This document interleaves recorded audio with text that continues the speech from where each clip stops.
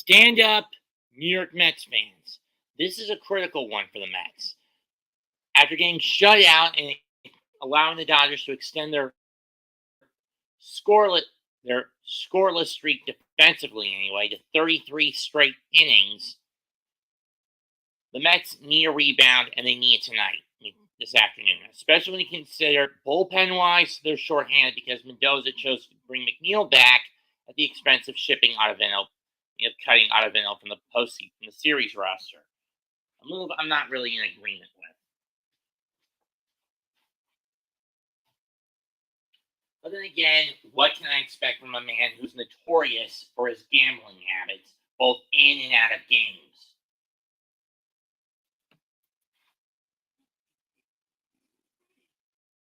Ow.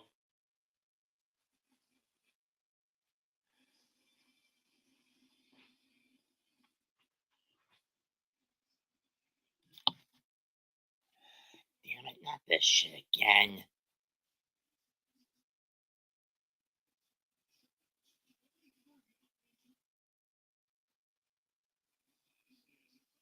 Maybe moving the TV will get rid of that stacky hiccup. But I don't know. Let's turn the telly a little bit for my see if that works. That gets me sick.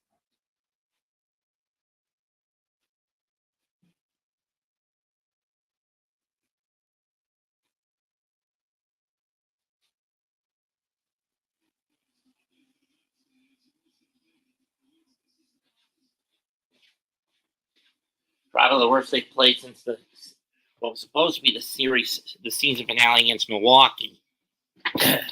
Let's look at the lineups for both squads.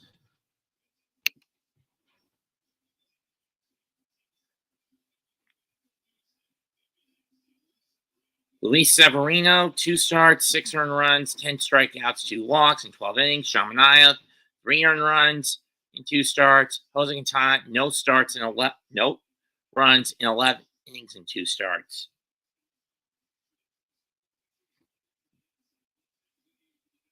It'll be a bullpen game for the Dodgers today as Ryan Brazier will start it off for LA.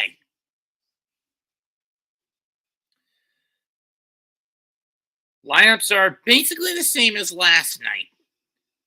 The only differences with the Dodgers is that they're going to have Pages in center, Kike Hernandez at second, Muncy at third, and Max Muncy at third.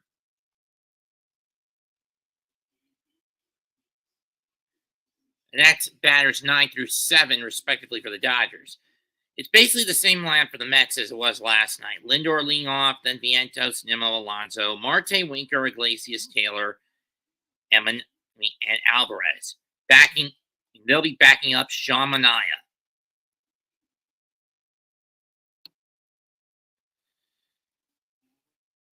I'm really getting sick of the Fox Network fucking me over like this with static.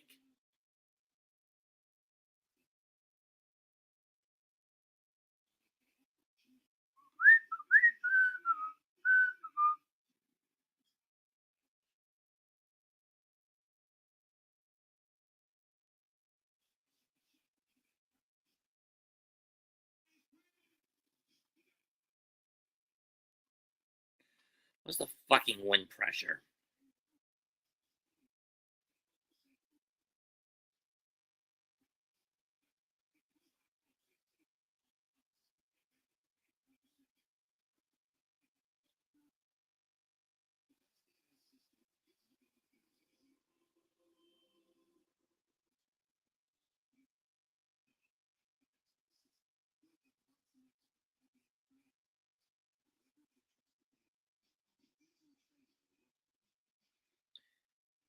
Why can't God just kill the wind?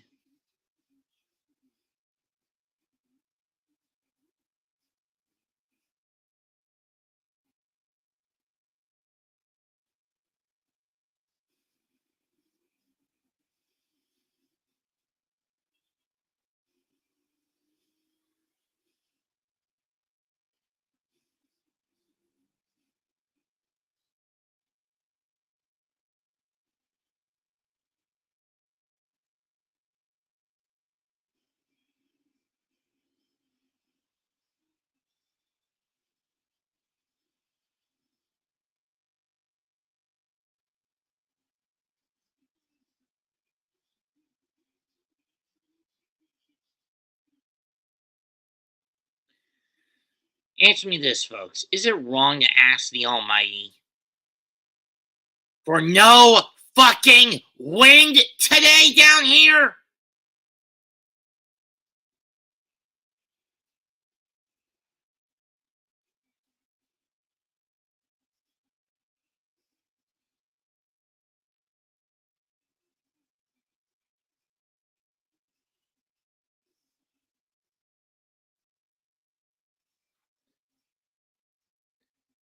No runs, 20 pitchers used, a 127 batting average. Only one batter has reached third base in the time stretch since this streak began for the Dodgers. And opposition is 0 for 14 with runners in scoring position over the last 33 innings.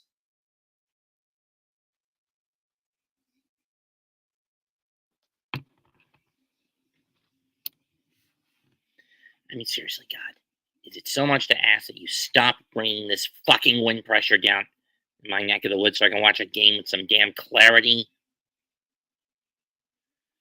Is that too much to ask of you?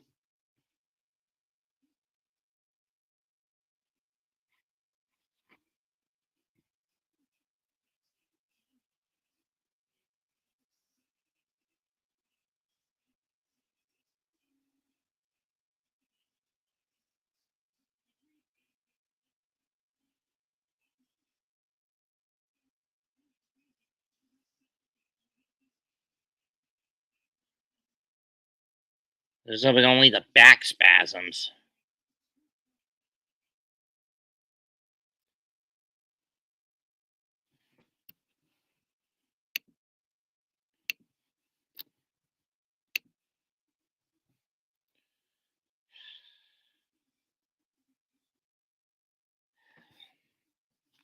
Let's see if Channel 8's doing better.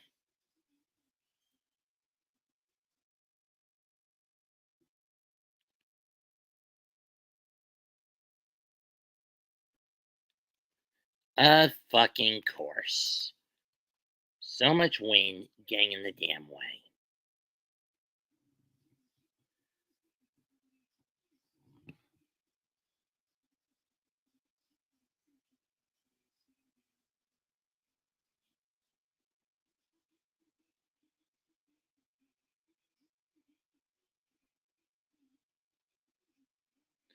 Brazier didn't get a decision, but he did strike out one on 19 pitches.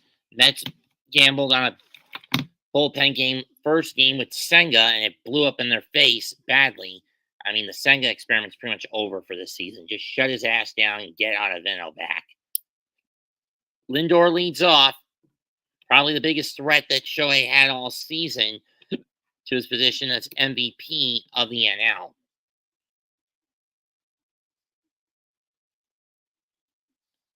If he can. First pitch is a ball, low and away, low and out. 1-1, 1-0. Come on, show me some damn discipline, boys.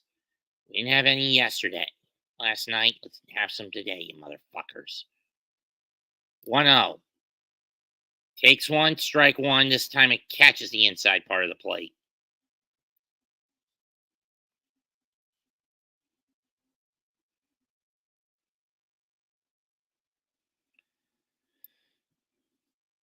In the dirt, 2-1.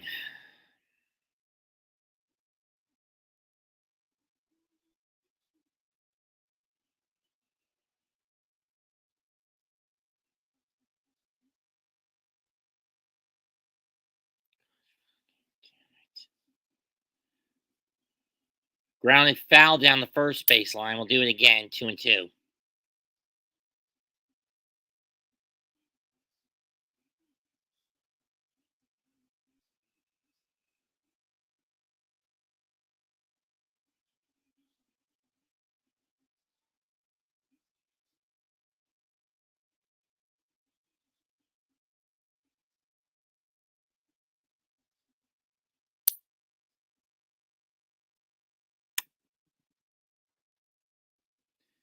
Fouled behind the plate, 2-2.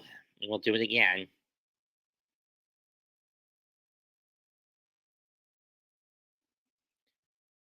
West Coast woes. top four in the batting order were 0 for 13 last night. 2 walks, 5 strikeouts. Compared to their wild card NLCS versions, who hit 311 and hit 7 homers and 23 RBIs collectively. Lindor fouls it off again. We'll do it again.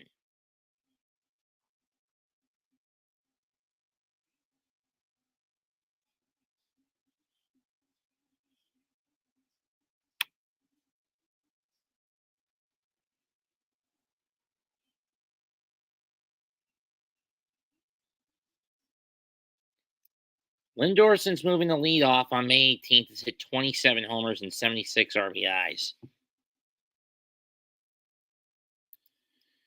2-2 pitch.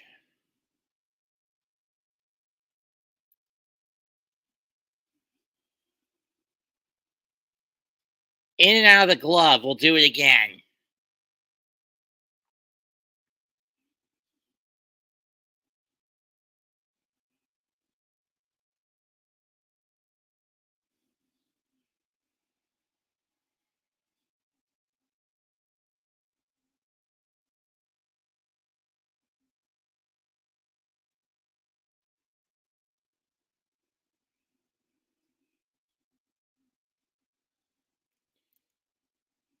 For 2-2 to Lindor.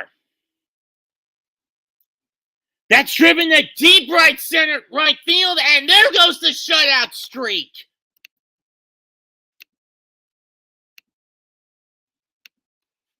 Linsanity strikes early, and the Mets go up 1-0.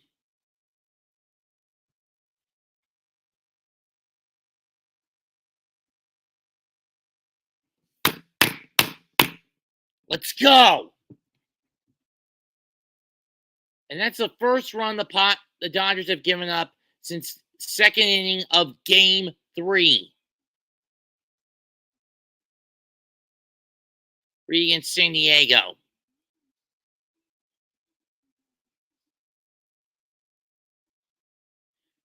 Here's Mark Vientos.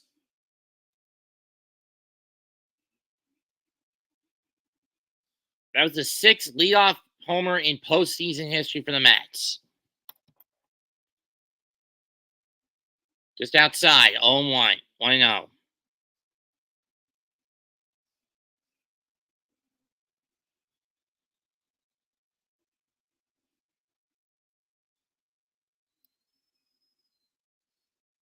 At the knees, 1-1. I don't know why Vientos didn't try to take a cut at it, but then again, he is a pretty reckless swinger. 375 in the postseason, but he went hitless last night. 1-1 pitch, driven to right, Betts is under it, makes the catch. It's an easy line drive shot. 1 down.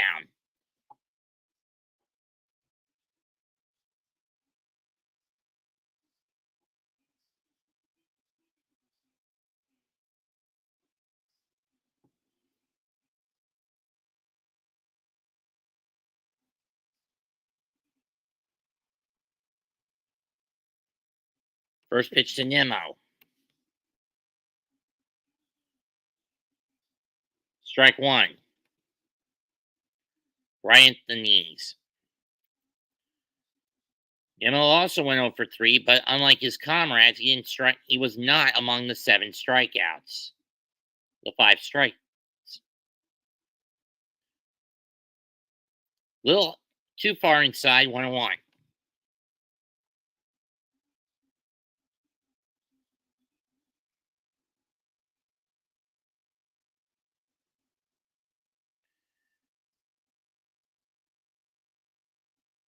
Low, 2-1.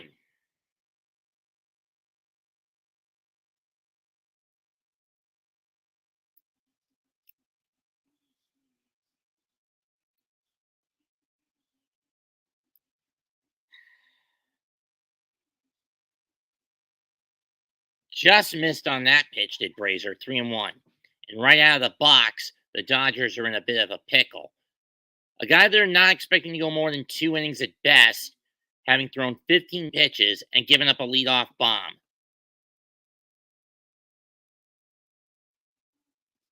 Three-1 is hit foul behind to the backstop, full count, and the Dodgers are getting that bullpen up and running up and early. But again, it's a bullpen game for the Dodgers, so I'm not too shocked by this being the case.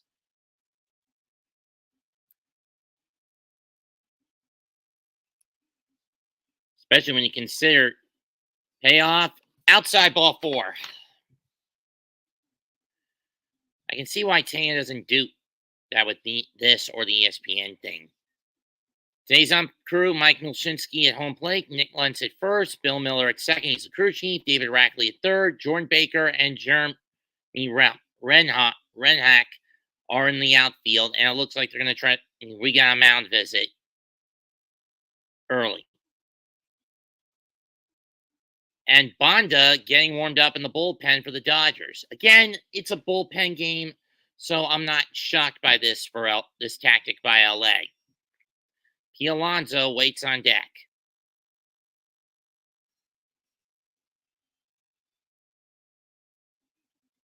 Mo Dabrowski, Jim Palmer, Wally Bunker, Dave McNally. Those were the 66 Orioles with 33 consecutive shutout innings. First pitch to Alonso. You son of a bitch. Grounds out to Muncy over the second. Throws to first. Double play, inning over.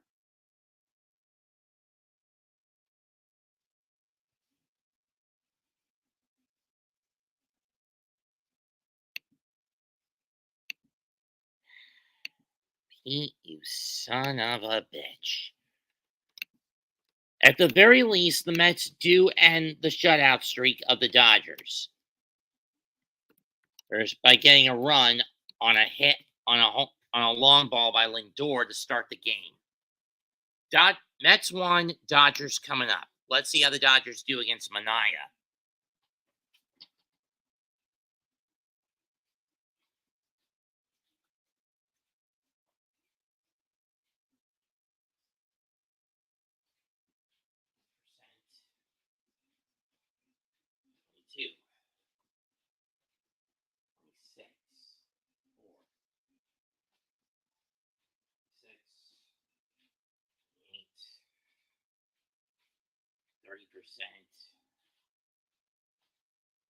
And it's doing the same dog shit the last game I called. I'm really getting fed up with Fox doing this. Why not just have the MLB contract just go to CBS so I don't have to deal with this horse shit on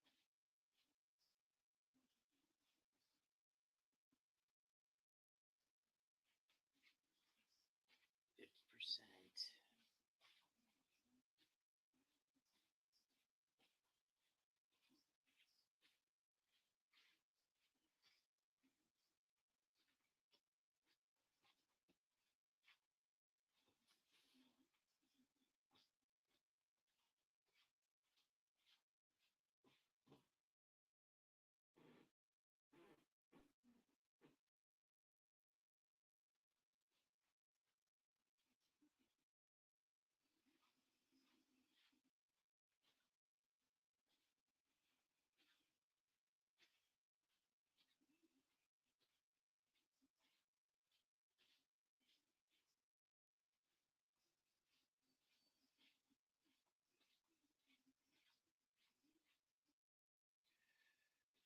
Pitcher profile for Manaea.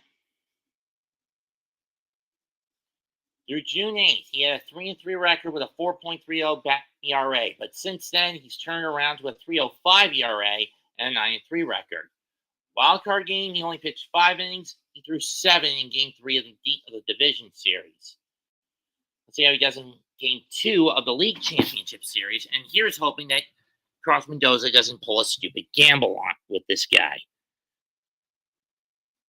He'll face Ohtani to lead off the Dodger first.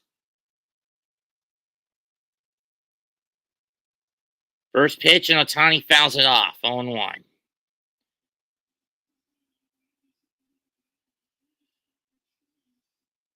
Ohtani only has 1 homer this postseason, but then again, it is first-timers jitters, but he does have 8 ribbies this postseason. Way outside with the curveball, with the sweeper, 1-1. I don't know why Alvarez was setting up out there. I mean, I get you want to get Ohtani to chase, but again, this is a guy, strike two, who has pretty good discipline at the plate and being a pitcher himself, not pitching this year because of the fact he went under the knife last season for UCL damage and is probably not scheduled to pitch until next season.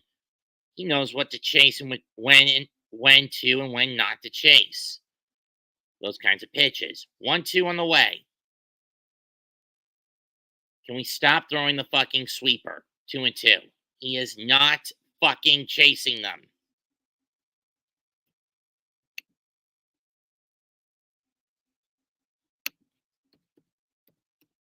2-2. Got him swinging.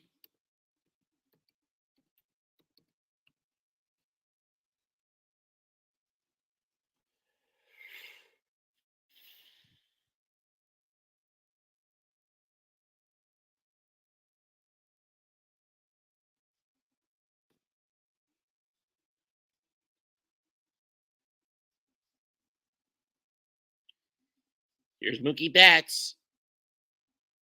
Strike one on the backdoor sweeper.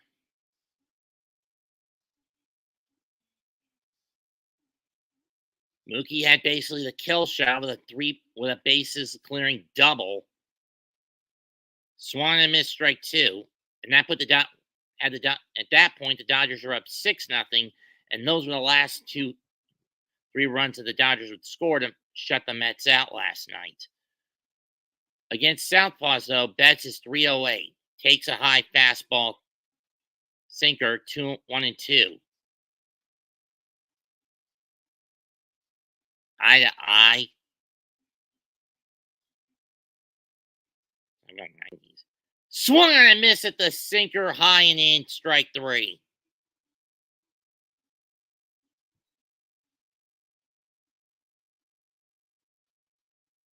And here's Teoscar Hernandez. Many call him the hero that galvanized Los Angeles against San Diego. I mean, Los Angeles' series win against San Diego. Nearly gets hit with a sinker, 1-0. But last night, Hernandez walked twice and struck out twice. That's fouled back to the backstop behind the plate, 1-1. Might as well tell the guys, whichever ones are bothering to show up. And Knack warms up in the bullpen for the Dodgers.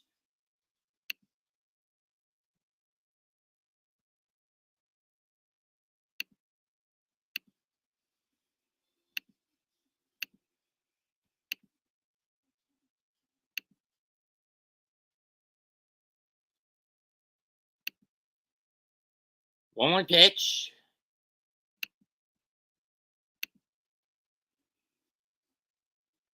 High and away, 2-1.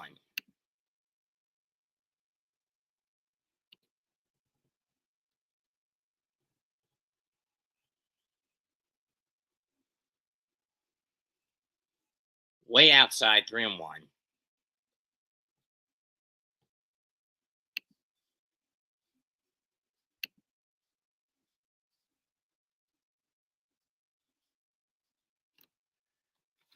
Three-one pitch to Teoscar.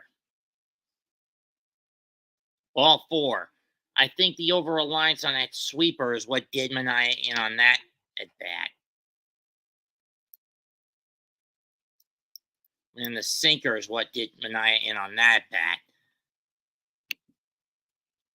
And here comes a known Met killer, whether it was his time as a Brave or now as a Dodger, Freddie Freeman.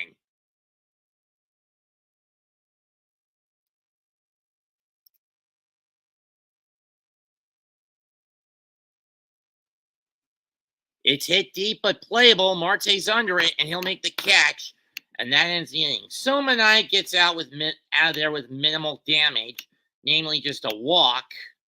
He strikes out two and gets the last man out on a fly out. First time in about 3.5 games, 3+ games, that the Dodgers find themselves in this position, down any number of runs in a game through an inning.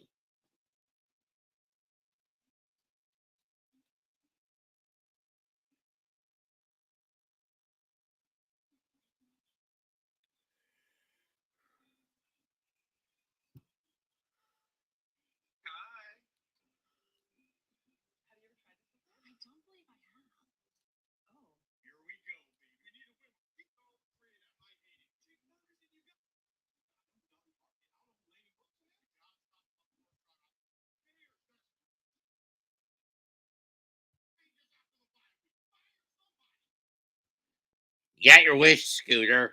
They fired Jerry Jones.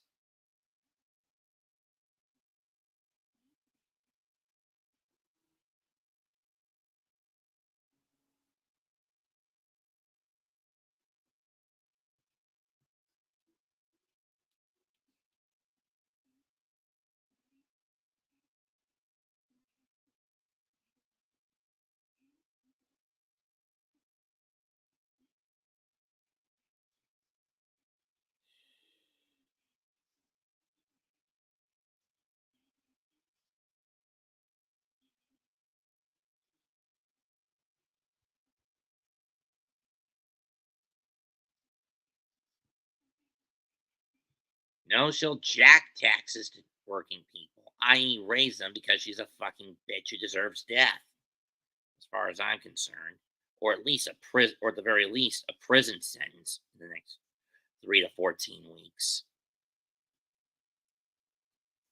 With how bad she and many of the goons who pull her many of the masterminds behind her who pull her strings did to this nation.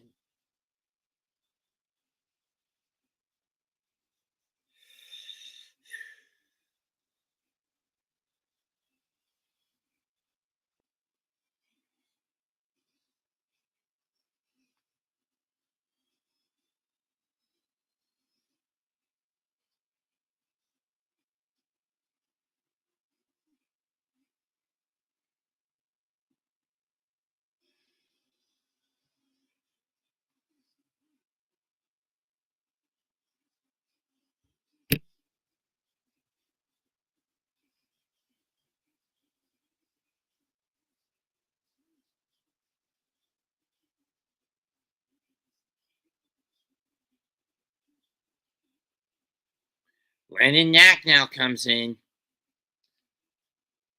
Marte sucks one to left field for a base hit. Teoscar plays on the hop, and Marte's on with a leadoff single.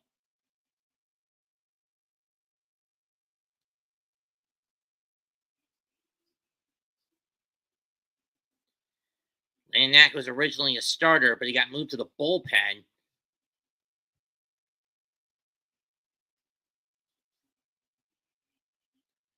Here's Winker had probably the biggest base running gaffe in the last game, where he pivoted, rounding second, trying to go to third, only get busted. First pitch to Winker, and he takes it outside, ball one.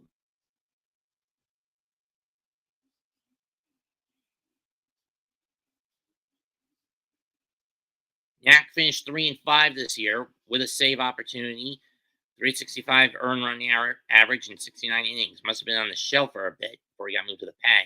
Ball two.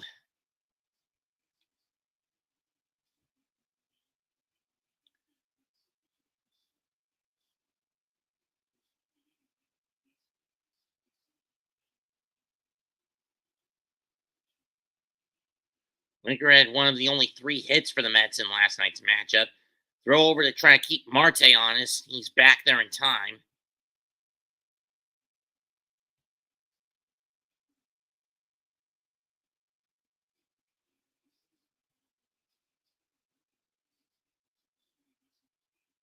Two 2-0. Takes a curveball, 2-1.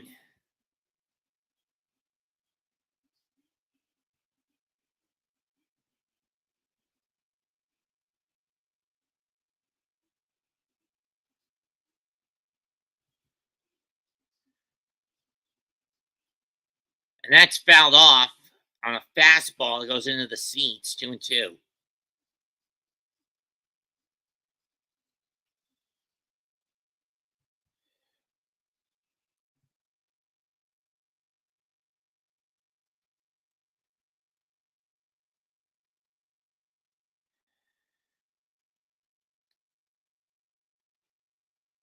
Sorry, folks, the signal's fading in and out due to the amount of wind pressure and gusts I'm getting outside. You thought the last game against San Diego was bad. Trust me, today's is worse for me. Full in terms of wind pressure, full count.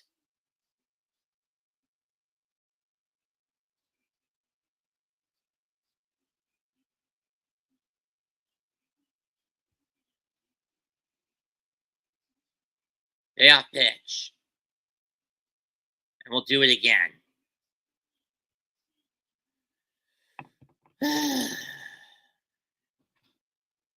Another man cave or I don't care who pops up. I could use a partner here.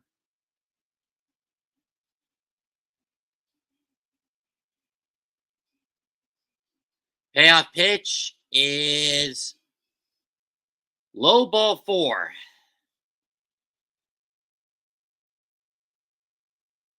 Second walk given up by the Dodger relief corps. You think they got cocky? Yeah, after the last 3+ games where they hadn't allowed a run until today? Possibly. Here's Iglesias.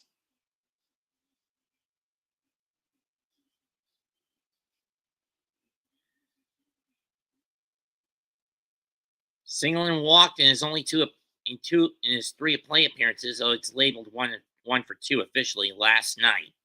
In last night's matchup. First pitch. Swings and misses at the slider that's low and away, 0-1. Or he tipped it into the glove. Double play shift in position, maybe even triple. In the dirt, 1-1 with the slider.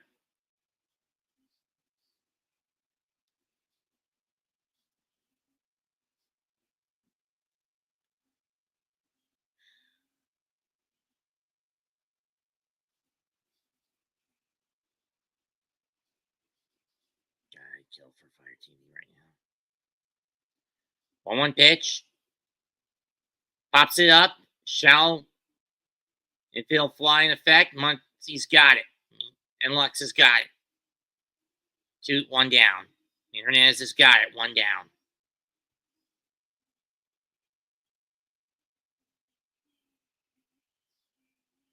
Yeah, especially when you consider Tyrone Taylor, Francisco Alvarez, not the best hitters in the postseason lately, for one reason or another.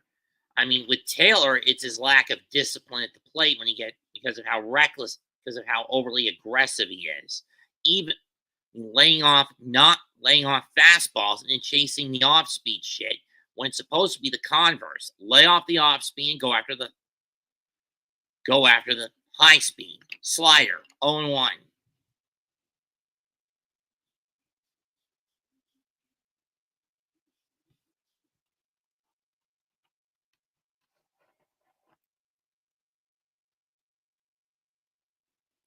That's fouled off. 0-2.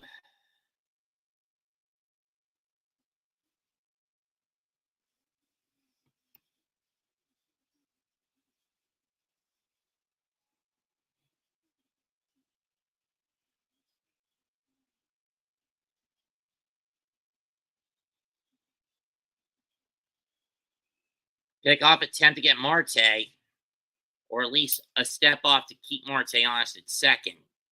Don't expect Winker to take off from first all that much.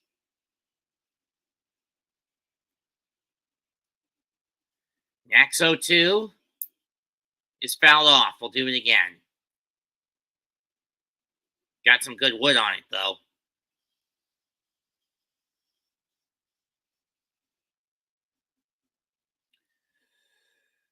Both teams will be off tomorrow. Travel day. 0-2 from Knack to Tyrone. Come on, Ty. That's driven over left field into the corner, base hit. That's going to get at least 2 home. Marte's in. Winker coming up, and he's going to be held up at third, and the Mets go up 2-0 on an RBI double by Tyrone Taylor. And after holding opposition batters scoreless through 33 innings. In the last two, the Dodgers have given up a couple of runs. Here's Francisco Alvarez.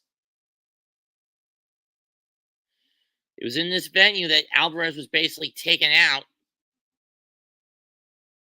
First pitch, and he pops it up. Shallow left center. Infield flying the rule again. Edman makes the catch. 2 down. Bottom of the order is just too damn reckless. Just too fucking reckless with those swings. Lindor got the Mets the first bloodshot, i.e. the leadoff homer.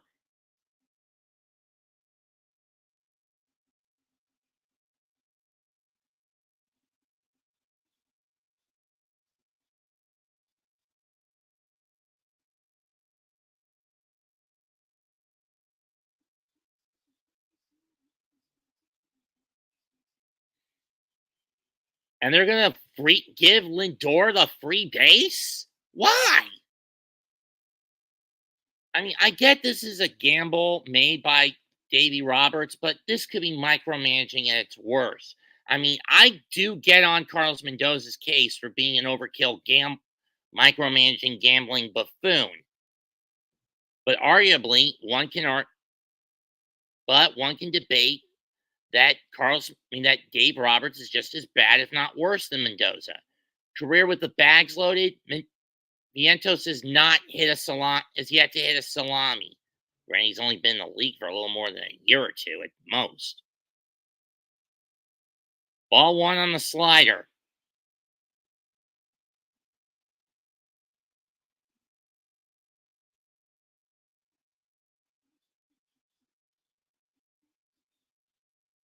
Chops one down the line, but it's foul. 1-1.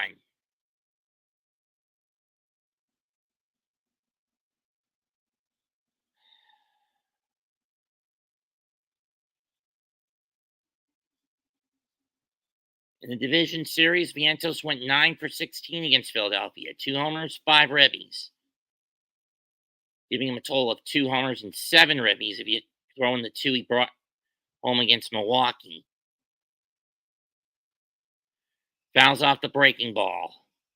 Dodgers fans on their feet. 1-2 count.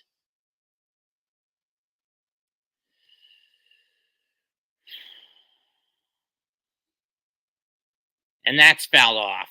We'll do it again.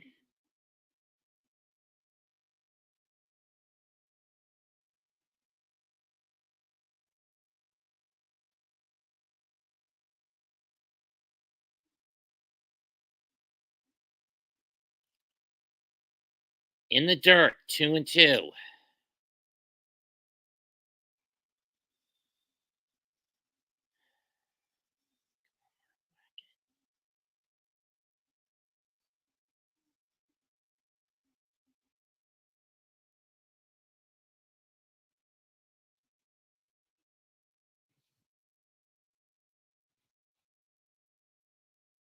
And that's fouled off. We'll do it again. Into the Dodger dugout this time.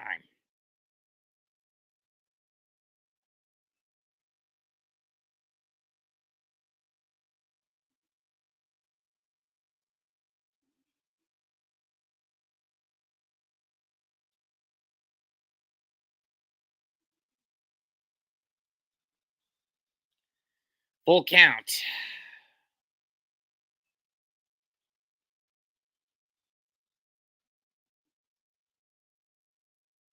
Carousel will be in motion this time on this pitch.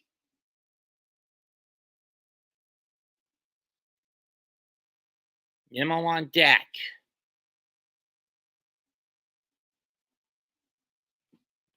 Ow. Fouled off. Down the third base line again. Vientos is fighting at least.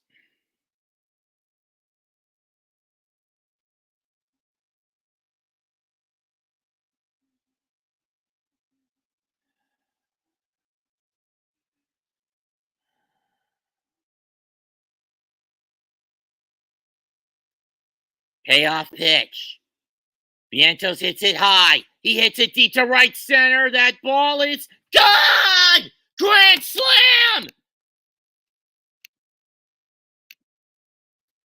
6-0, and the Mets have blown the doors off right out of the chute.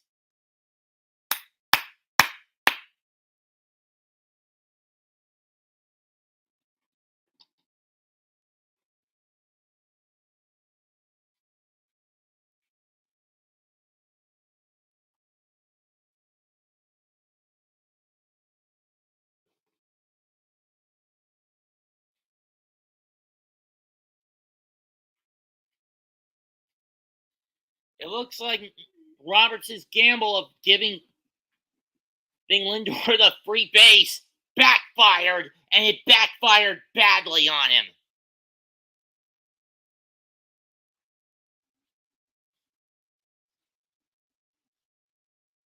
And Demo fouls this one off, 0-1.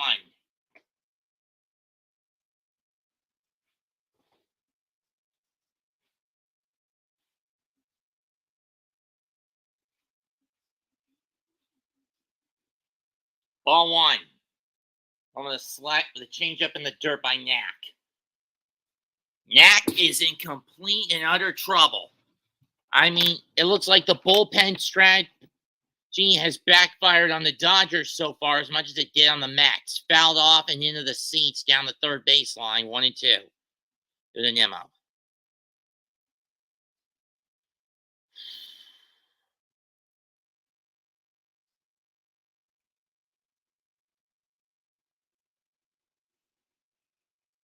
And Knack just holding his head. 1-2 pitch. Strike 3 on the swing and miss, but sufficient collateral damage done. 5 runs. And the Mets get 5 runs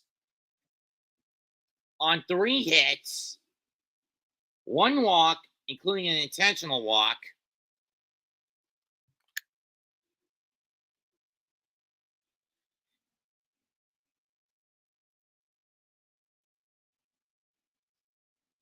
And the bags were left empty. Through 1.5, 6-0 Mets.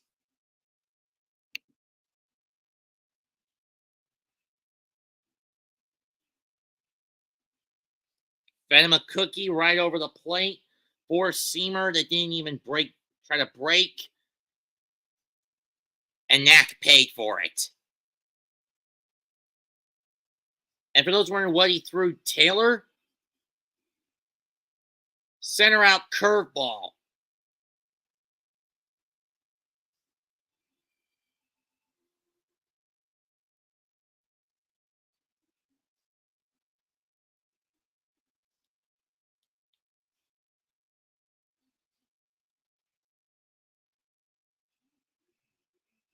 It was basically a middle-in cookie that Lindor smashed off Brazier to get the Mets on the board first.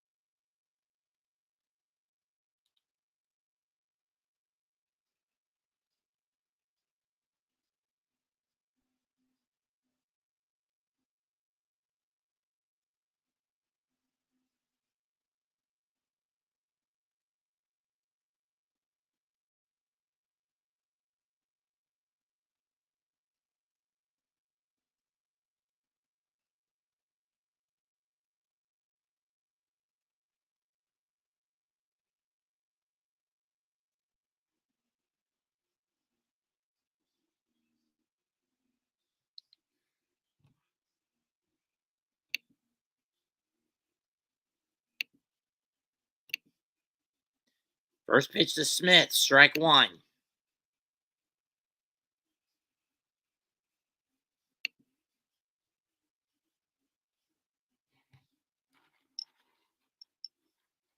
Smith fouls that one off down the first baseline. We'll do 0-2. This Shamanaya is a different breed of cat from the one that the Dodgers dealt with back in May.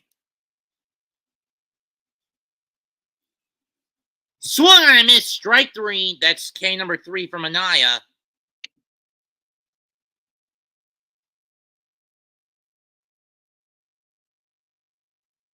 That they did, Mac.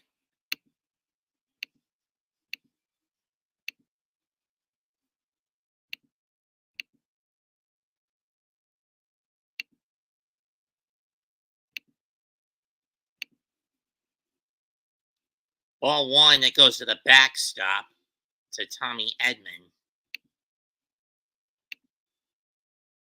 You want to come in, Mac? Link's right there.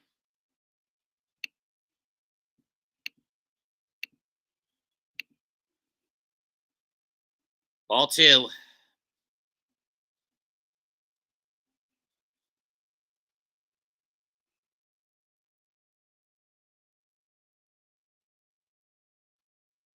Two and 0, catches the inside part of the plate. 2-1.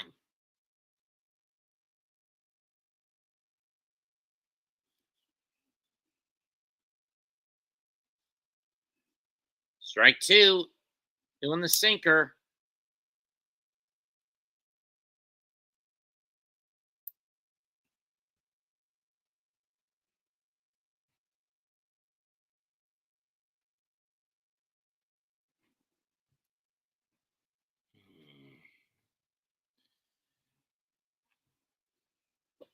Just NXT, Raphael. Up the middle, base hit. No one was getting to that one. And Edman gets on with a 1-out single.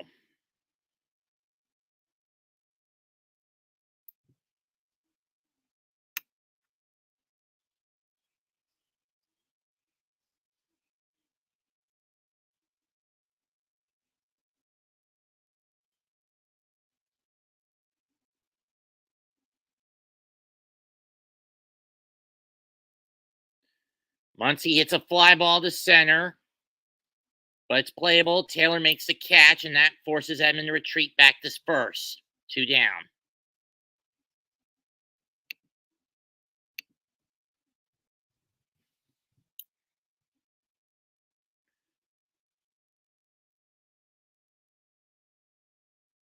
In his first 20 starts, Minaya had a 6-4 record. Since then, in 14 starts, he's 7-2, including the postseason.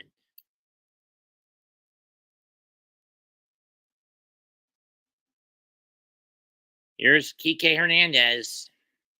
Hernandez had 2 singles and scored 2 of the 9 runs for the Dodgers. His only homer came against this postseason, came against San Diego in the clincher. Or that basically led to one of only 2 runs the Dodgers scored in that whole game. 1-0 pitch. Strike one on the sinker, 1-1.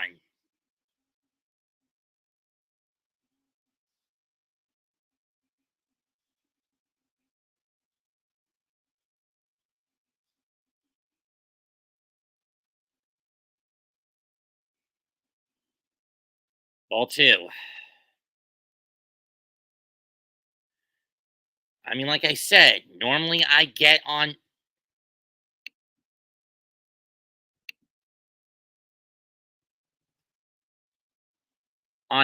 Mendoza's case for the gambling. Roberts is even worse.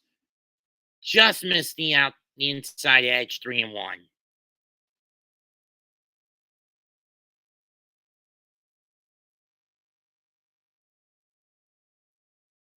And he walked him. And I having some command issues here. Second walk he's given up.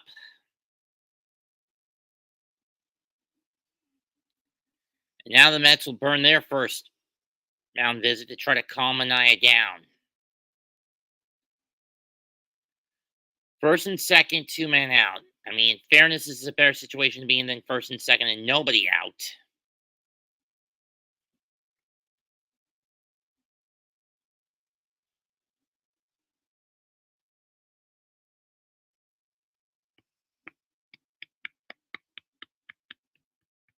Has up at the plate.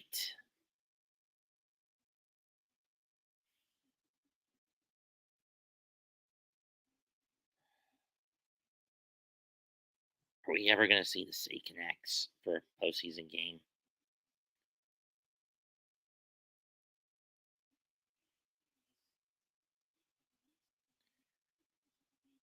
Has 0 for 2 this postseason. He's walked, struck out, and scored a run. First pitch goes a little too outside with the sweepers. Ball 1. And it looks like the control is starting to slip away a bit from Sean Manaea, at least in terms of his pitch command. Same spot, 2-0, this time with the sinker. Come on, Manaea, get it over the damn center of the plate.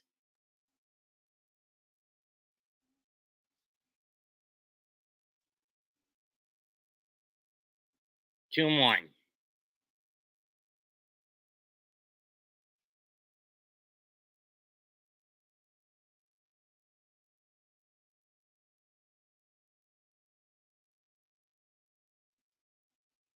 That's foul to the backstop, 2 and 2.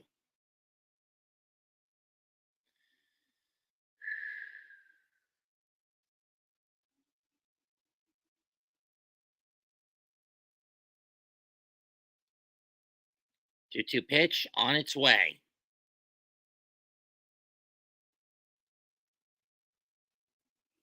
Swung and a miss, strike 3. Mets get out of the inning with no damage, though I think chip damage is getting ready to add up sooner or later. 2 men left on base for LA. Still can't get through. Through 2, 6-0 New York. Ow.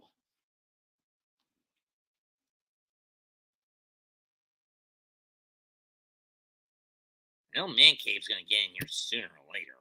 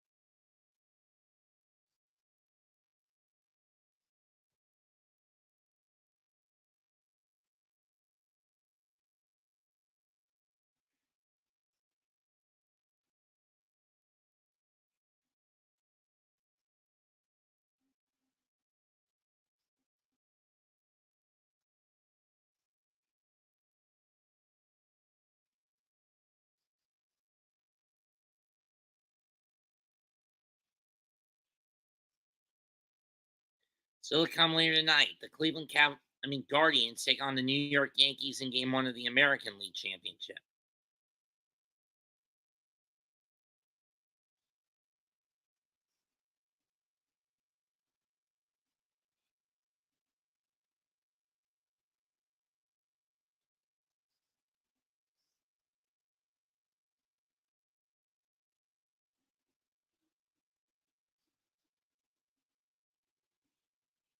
First pitch is a ball to Knack. I don't know why Knack is being kept out there after he basically gave up a 5 spot. Strike one.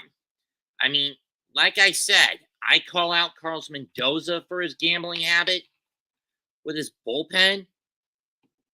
But arguably, Davey Roberts is just as bad, if not worse, than Mendoza at it. 2-1. Alonso fourth fastest to 200 homers in league history. Took him 710 games to get, and he takes a changeup up that just barely catches the corner, the edge. 2-2.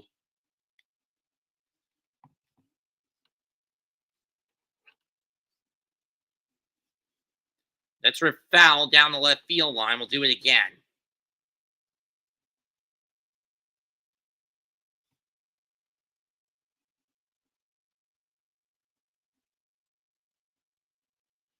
Yeah, by direction this year, Pete was really hooking his home run ball to left more often than anything else.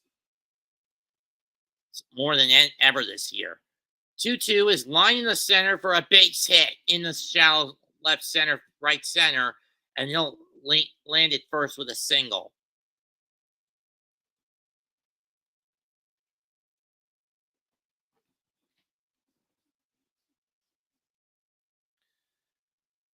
Flipping the script, the top 4 Mets hitters in the series. First game, they went 0 for 13. Today, they're 3 for 6. Here's Marte. He takes strike one on the slider.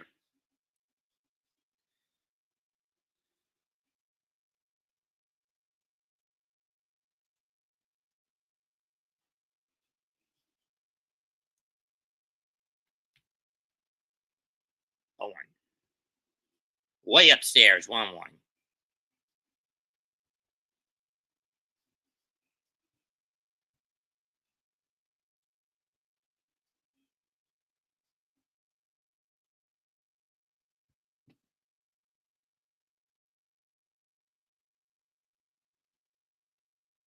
That's fouled off.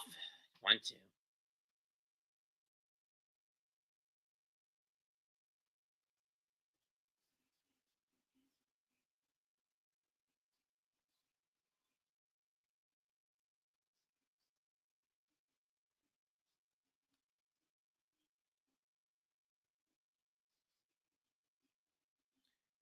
One-two pitch.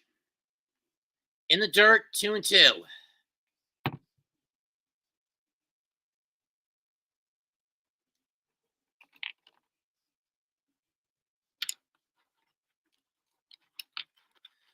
No runs on 3 hits and left 6 on base in the first game.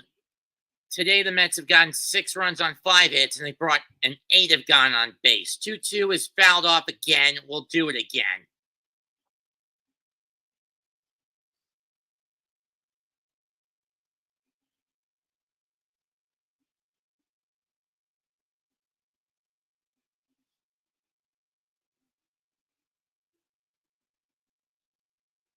Yeah, let's keep in mind, Reed Garrett, David Peterson, Danny Young.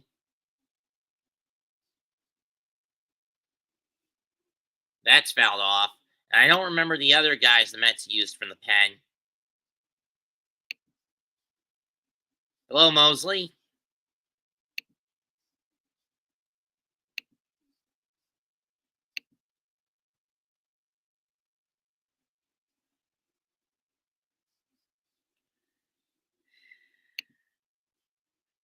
Two is popped up. Freeman, does he have any room? Yes, he does. 1 out. Right near the camera well, the Met dugout, but stayed within reach.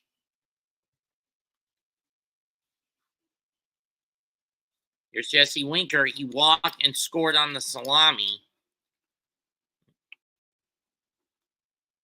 Back in the second inning.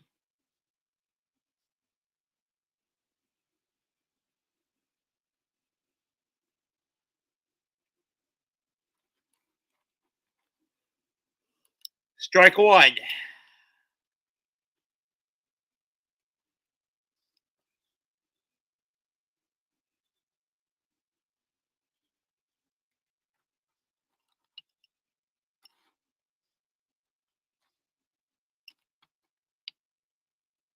I don't know why Knack decided to throw to first. You know Alonso is more of a power guy. He's not built for speed. So don't expect him to run all that up. So he's not expected to steal bases all that often. It's very rare that Pete takes off from the base paths. 1-1 as that one goes low.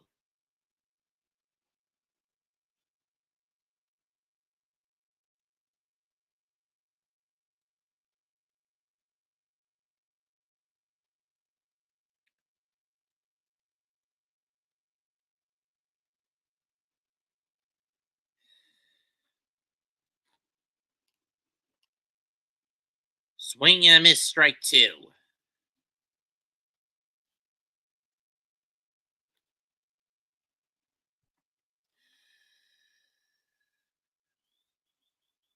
Two and two.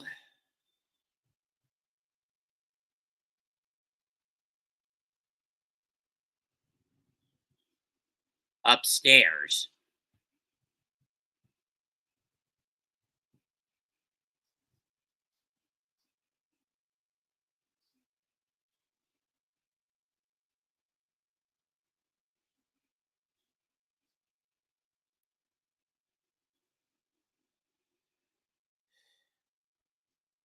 And Winker just stares at one and just catches the outside edge. Strike 3.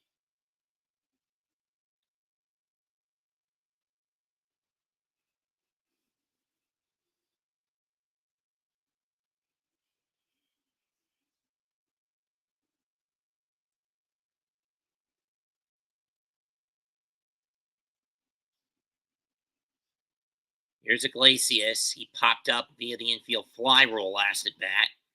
He takes ball 1 that just misses the inside at the outside corner.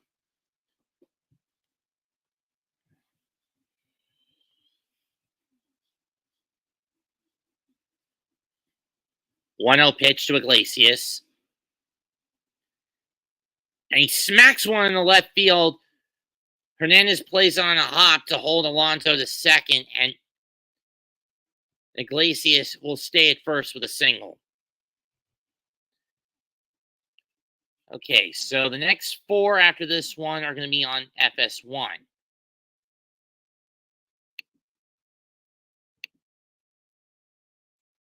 If need be, the final game will be on Fox Sports at 7:30 on next Monday. If need be. It takes a lot off my plate. That takes a lot off my plate. Here's Tyrone Taylor. Knack is in trouble. Ball 1. And that is 50 pitches for Taylor Knack.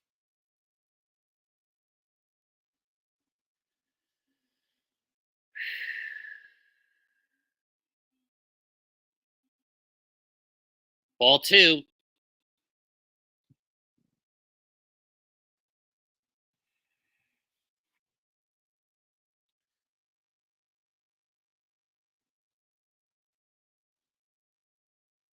If I'm Davey Roberts, it's time to get this kid out of there and go to another arm. Just misses the outside edge, 3-0. Side corner, 3-0.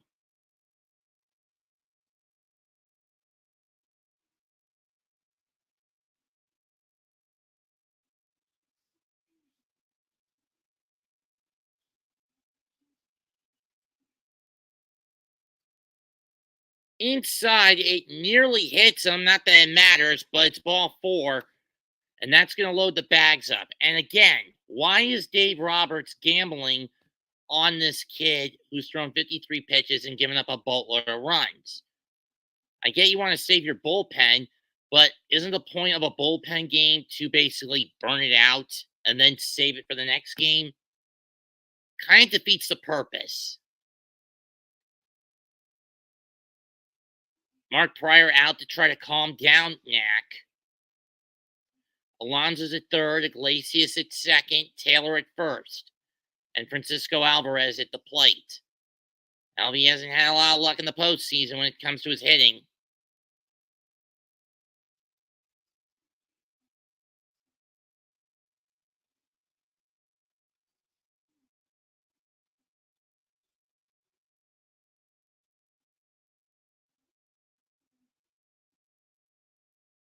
If this is the last batter Knack has to face, then so fucking be it.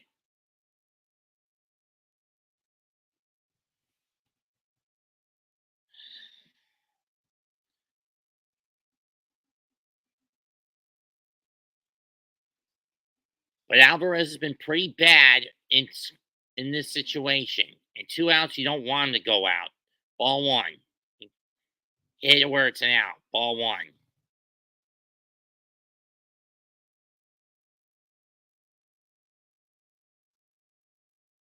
Second time in the game the Mets have had the bags loaded. They had them loaded last inning. 1-0 to Alvey. And he pops it up to center. Pajes is under it. He'll make the catch, and the Mets are fruitless in the third. However, they did jack up Taylor Knack's pitch count to where if Davey Roberts was smart, he pulled a little fucker. 2.5 innings complete, 6-0 Mets.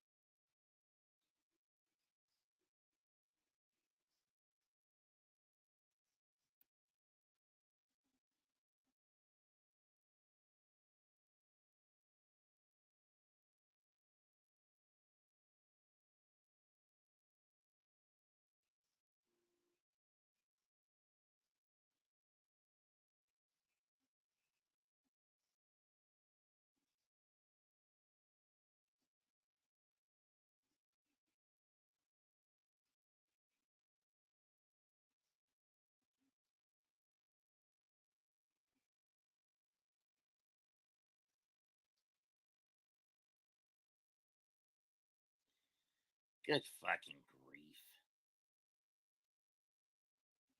All that for a bunch of fucking freaking chicken tenders. Fucking chicken tenders.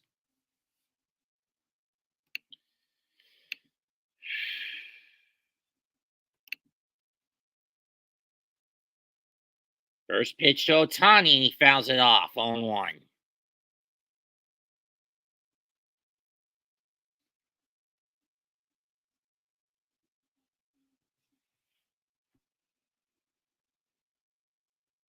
Strike 2. And I better play it carefully here with Shohei. Shohei takes a step out of the box to catch his breath and try to collect on what he should do. 0-2 pitch on the way.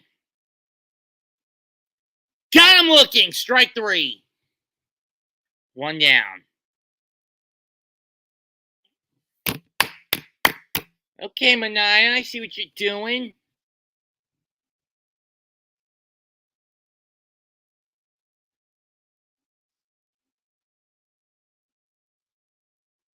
That could lead to back spasms in his later career if he's not careful. First pitch to Mania. He bats and he tips it into the glove. Strike 1. So far through 2 1/3, 5 strikeouts, 2 walks, 1 hit, all 7 outs via the sinker. That one's fouled off, 0-2.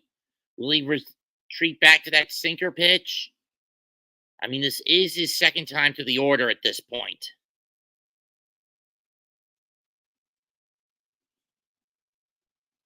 He's going to go sweeper, and it's a pop-up right field. Who's going to get it?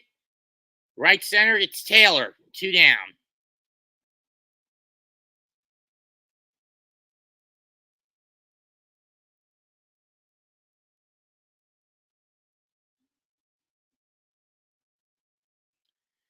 Dave Roberts is 9-3 in a series when the Dodgers win the first game. This is his 13th time, 12th time I haven't done it. Way outside with that sinker, 1-0 to Freddie Freeman. Goes for the sweeper and he misses, 2-0.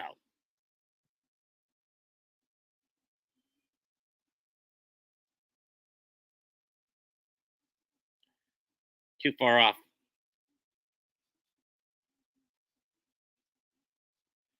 Oh, Teoscar Hernandez is up. Excuse me. I thought it was Freddie Freeman. I forgot he's batting cleanup for the Dodgers today. 2-0 pitch over the middle, and Hernandez doesn't even bother chasing it. 2-2, 2-1. Ow.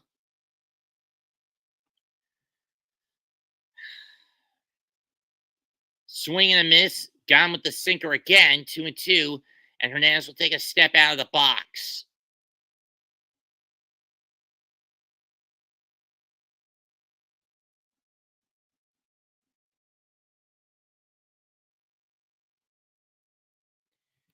Two pitch on the way.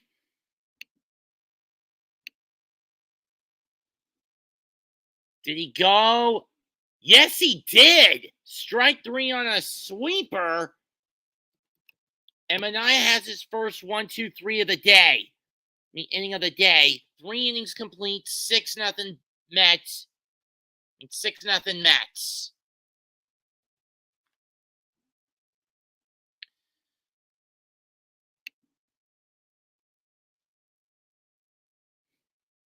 Ow.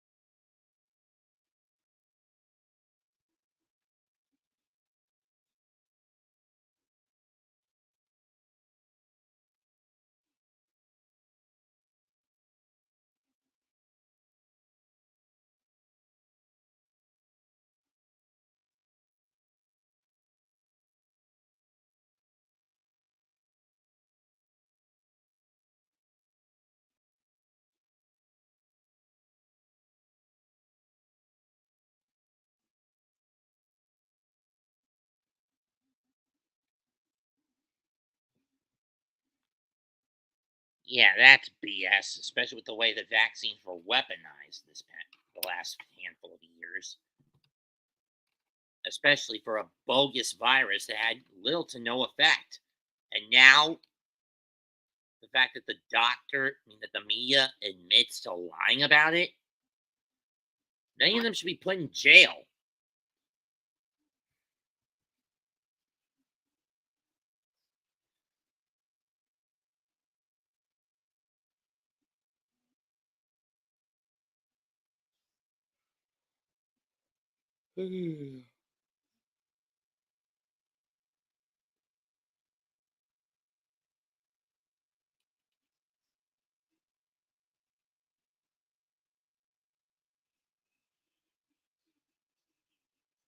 Lindor leads off the fourth for the Mets. Third team with leadoff homer and grand slam in a single postseason game.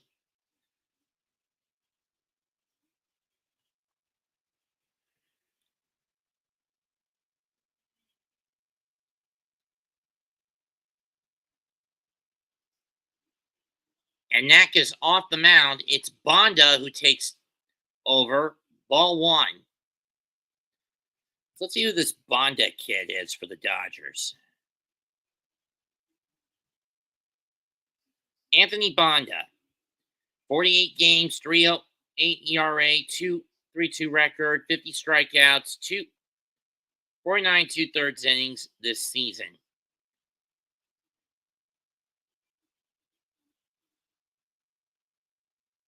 Two bullpen games he started. Strike two.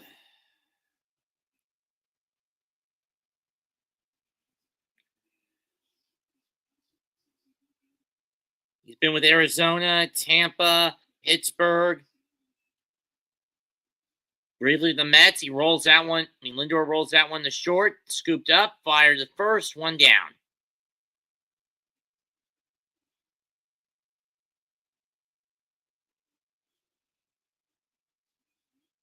Oh, now I remember. He was part of that trade in 21 that sent him to Pittsburgh from the Mets. Anyway, then he went to Toronto. Then in 22, he went from Pittsburgh to Toronto to the Yankees. Landed in Washington last year, and now he's with the Dodgers this year. Here's Vientos. Up and out. Ball one.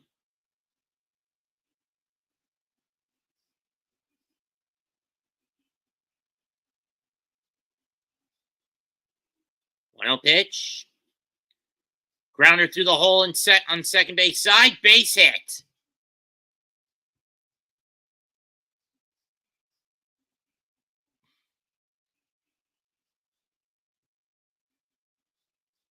Here comes Nimmo.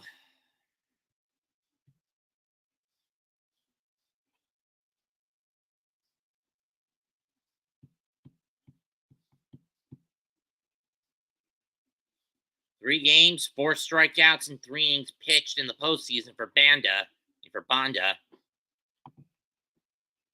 And Nimmo line drive to the left. It's deep, but playable for Pajes in left center to the track, and that's going to force Vientos to retreat back to first. 2 down, and here comes Pete Alonso. Come on, Mets, we need more than 6, because I know this little habit. Get a lead early and take the foot off the throat, and it screws you in the long run.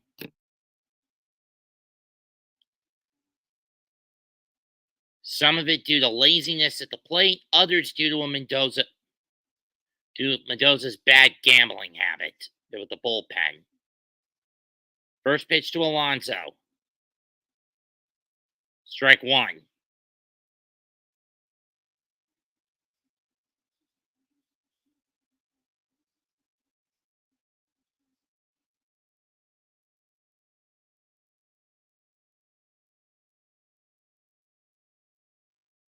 In the dirt. 1-1.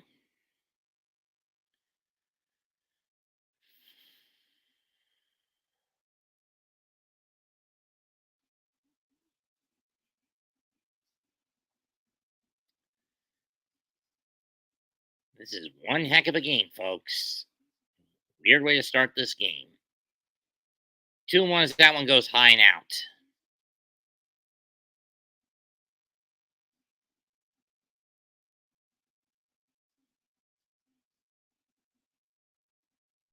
The 2-1 pitch. Just missed. 3-1.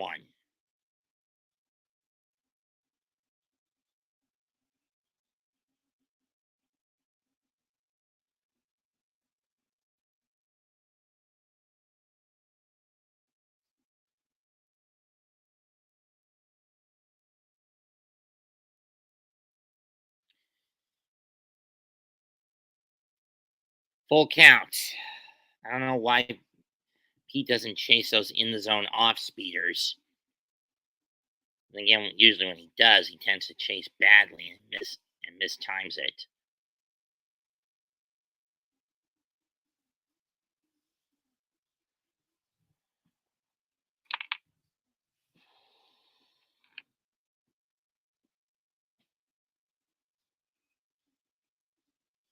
3-2 is pop foul, and it's going behind the backs, going out of play behind the plate.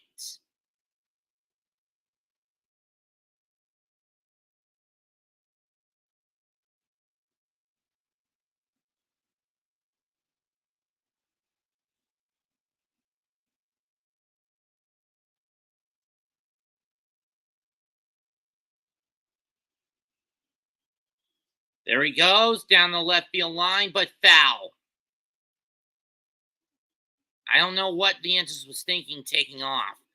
I mean, I get 2 outs, and it's a logical move, but the problem is Vientos is a slow runner. He could be tagged out pretty easily.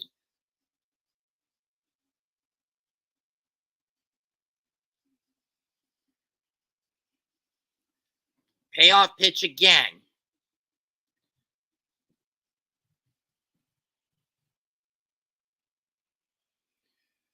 Alonso, a 4-time All-Star, 2-time home run derby champion. Rookie home run king in 2019 with the Mets. Team's single season RBI king in 2022.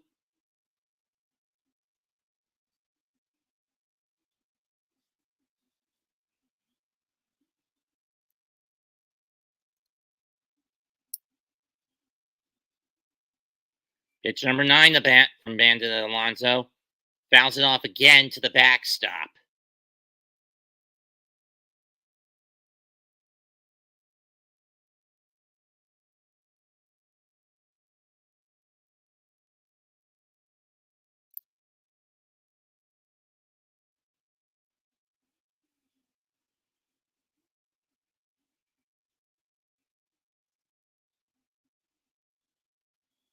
And that's fouled off. I'm going to fall asleep by the time this inning ends. By the time this at-bat ends.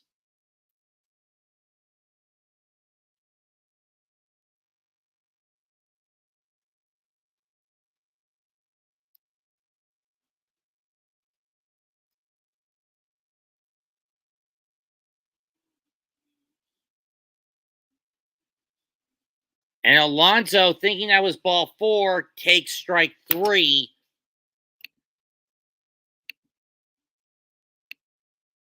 And the Dodgers are starting a new scoreless streak.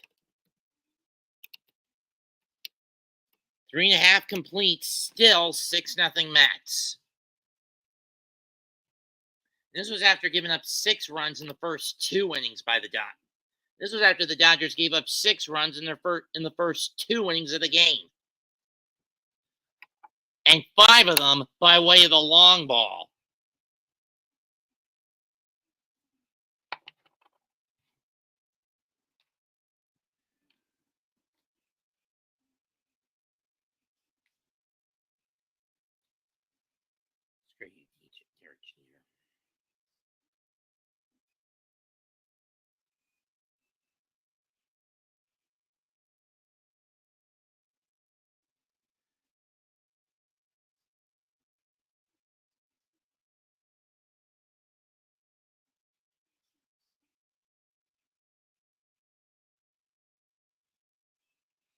Figured that much.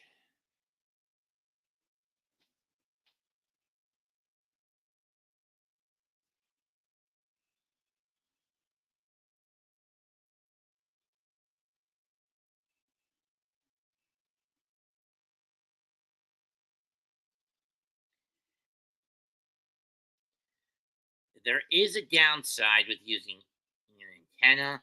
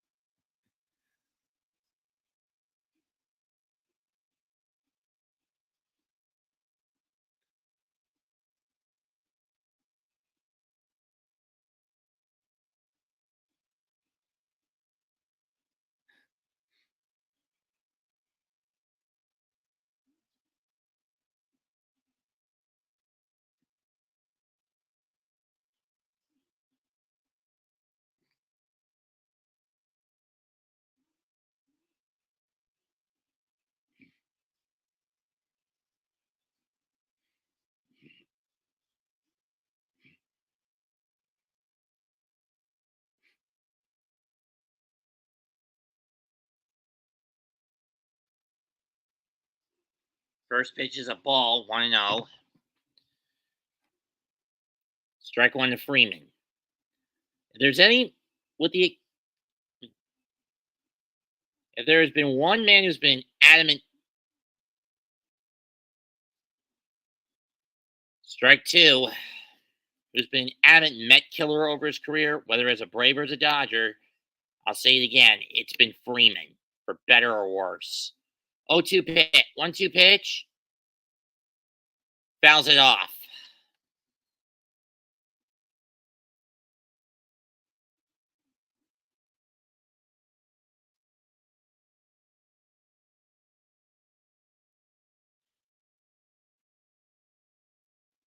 Travis. 1-2 foul off.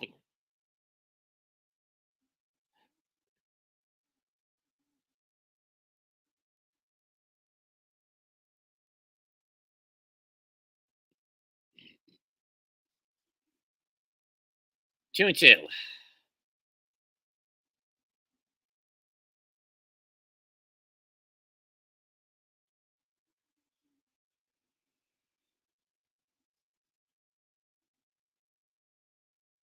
Ground ball. Lindor will snatch it off the glove, throw to first, got him.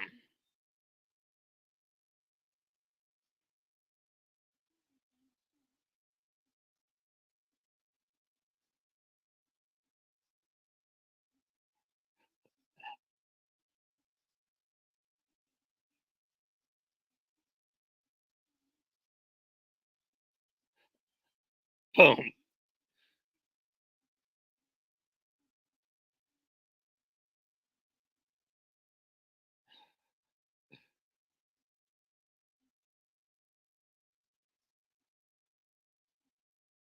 First pitch is a strike to Will Smith.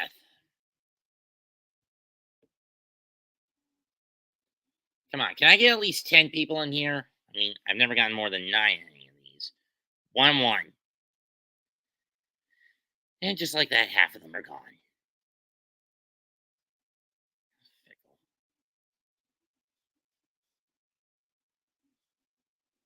Swing and a miss, 1-2. Last time I ever got more than double digit viewings in my streams was a Grassi Posse rating 22.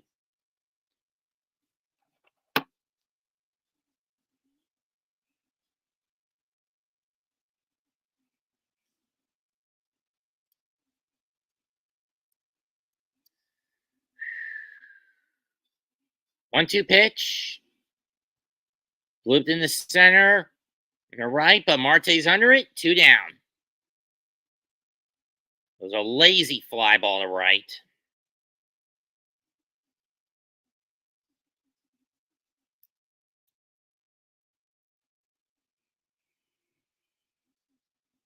Here's Tommy Edman, who has basically the only hit for the Dodgers in this game. Even against Manaea. Every other batter that's gone on for Los Angeles today has been line drive to right, and Marte's got it to end the inning. So once again, 1-2-3 for against LA. 4 innings complete. We're going to the 5th. Still 6-0 Mets. Ow. Neck.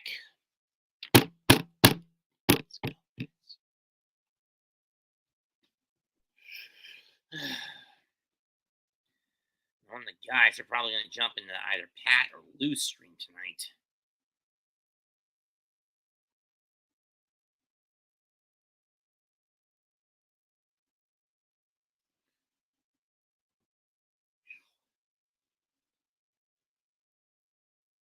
I wonder if Tom Grassi's done that. No, he hasn't. He'll probably save that for his fans' reaction. Every fan's reaction of Week 6.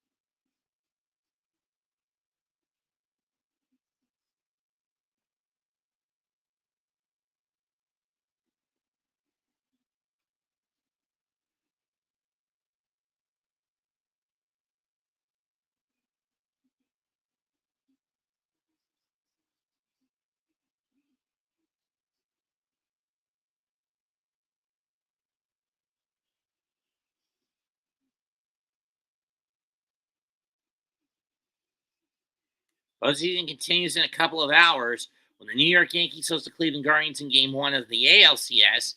Then they'll go out again tomorrow night in Game 2, both on TBS. And Wednesday on FS1, these two teams will go out again in Game 3.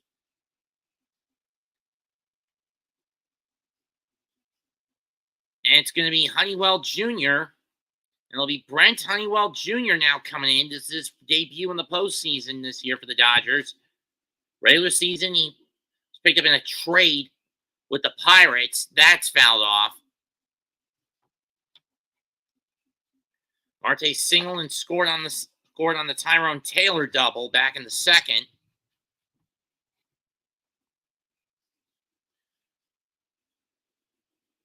Oh, 2. Screwball 1 and 2.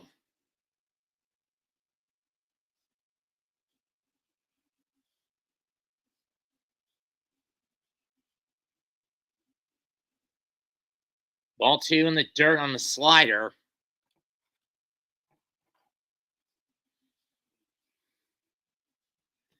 And if you're asking Raphael if I'm getting Dragon Ball Z Sparkling Zero, no. Never will. Marte lines that one foul down the third baseline.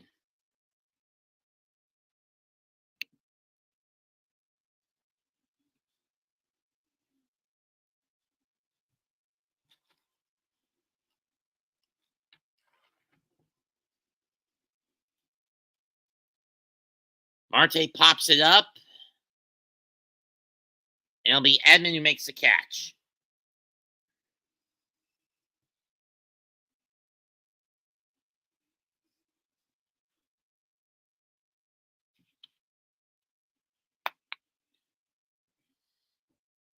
Big games in the Big Apple this week. We, of course, have the Jets and Bills tonight. Games 1 and 2 of the ALCS tomorrow. And Wednesday through Friday, games 3 through 5 of the NLCS, the latter most of which will be if need be. The Mets can pull off a win today. First pitch to Winker, strike 1. He is a ball. Walked, and then he scored on the Vientos salami. That's fouled off, 1-1.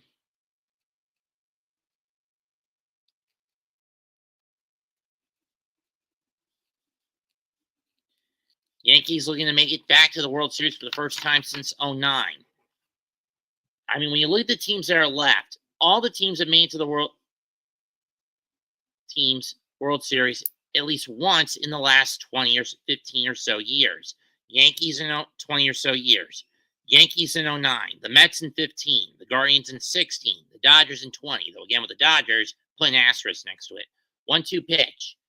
Up and out. 2 and 2. And I will stand by that claim in regards to the Dodgers 2020 title win being one you can slap an asterisk next to. Ball 3. Yankees haven't been to the World Series since they beat the Phillies in 2009. Guardians, since they blew a 3-1 series lead to the Cubs and allowed the end of the Billy Goats curse and the end of a century-long title drought. Mets got mollywopped in 5 by Kansas City in 15. The Dodgers in 6 took down Tampa. Payoff pitch. Fouled off. In the years since then, the Mets have only made the playoffs twice, each of their respective runs. Mets have only made it to the playoffs 3 times. 2 of the times knocked down the wild card matchup. Payoff pitch is fouled off again.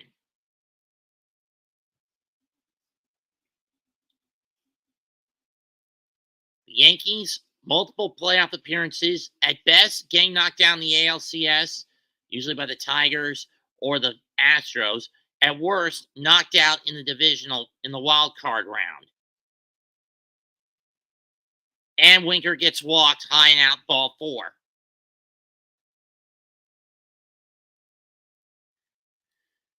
least the Mets are getting base runners on, even if they haven't scored in the last 2+ innings. Ow. Here's Jose Iglesias.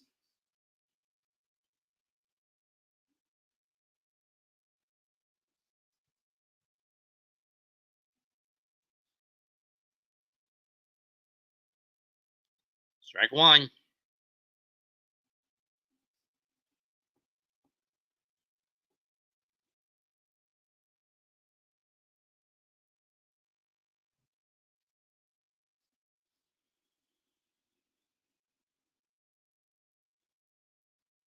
Checks a swing on one that was in 1-1. That was in tight. 1-1.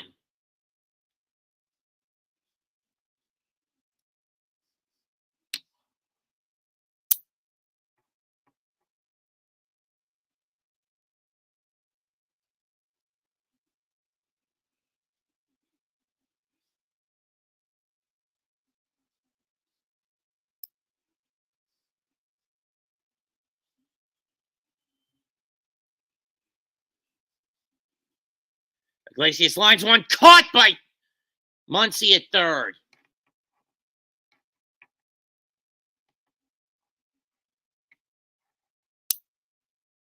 Granted, he didn't have to leap for it. He really didn't need to leap for it.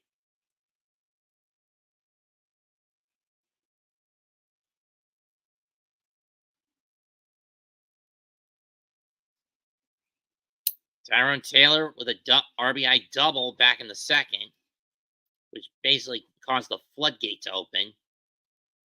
Swing and a miss, or swing and a foul down the first baseline, 0-1.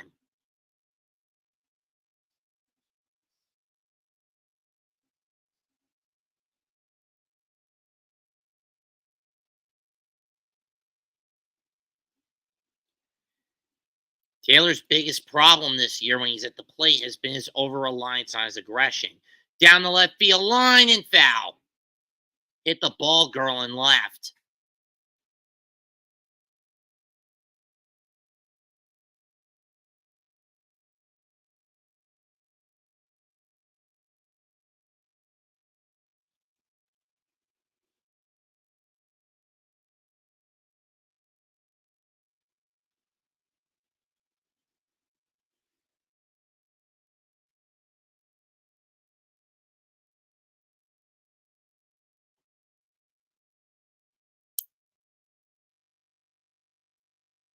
Ball one. That one almost hit him. That screwball is pretty deadly from Honeywell. And I wouldn't be surprised if either one, Roberts keeps him in for the sixth, or two, gives him the hook. And I don't know who else is left for the Dodger.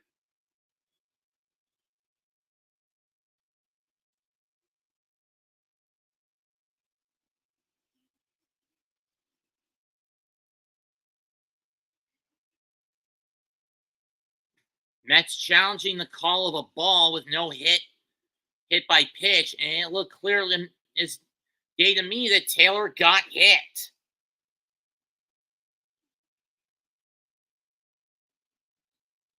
Let's see, they still have Danny Hudson, Ben Kasparius. They still have Daniel Hudson, Daniel Kasparius, Michael Kopech, Evan Phillips, and Blake Tryon to go to. And I'm referring to the Dodgers. The Mets, on the other hand, only have Ryan Stanek, Tyler McGill, Edwin Diaz, and Phil Maton to go to. And Tyler McGill to go to.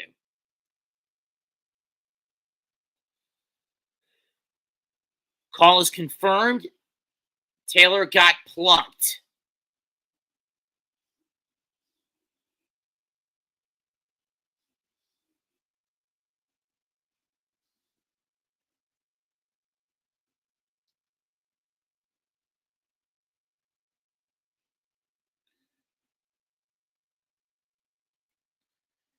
First pitch to Alvarez. He fouls it off. 0-1. Putting too big of a cut on those swings.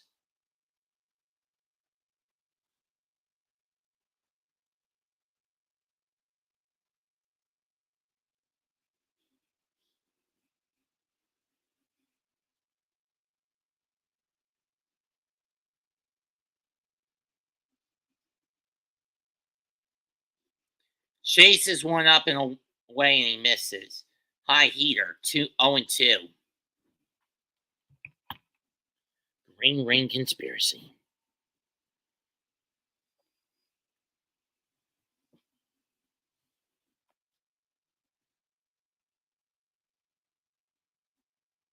Outside, 1-2 with the heat.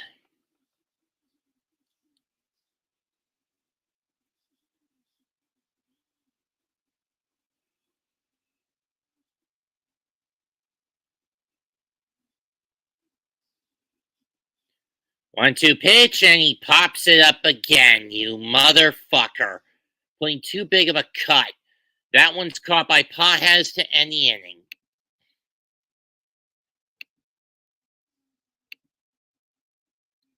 Show some discipline on those pitches, Alvy, and just foul those off next time. Halfway home, 6-0 Mets.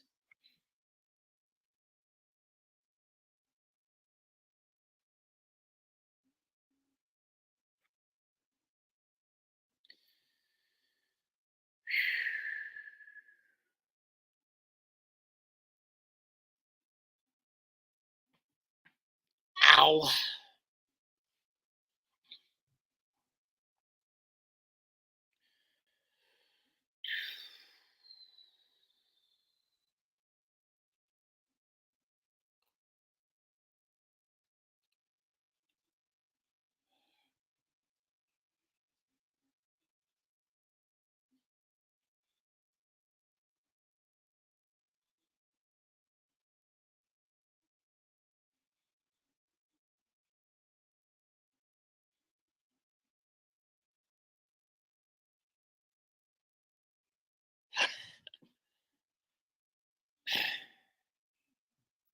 Says.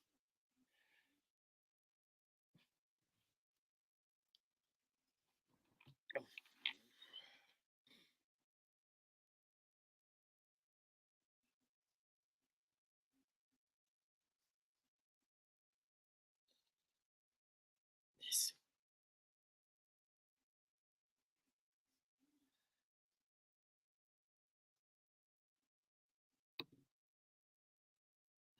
Soup Nazi.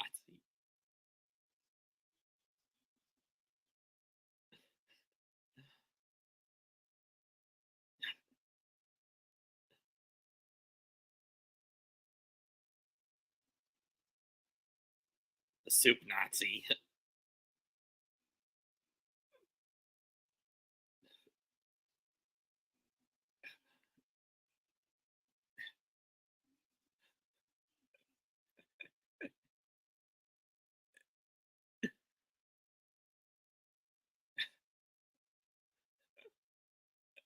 How soup are you?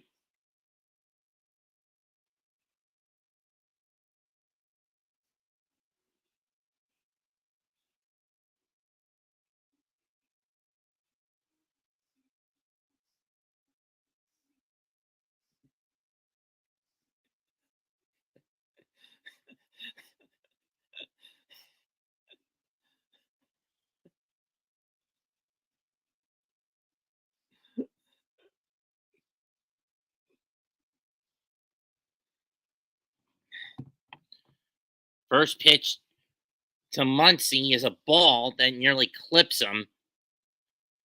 That sweeper pitch.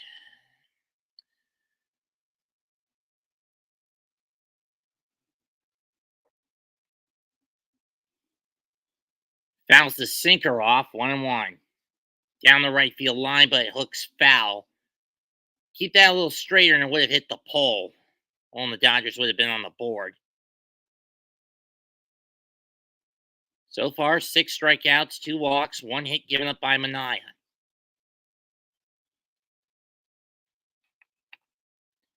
In the dirt, 2-1 on the changeup.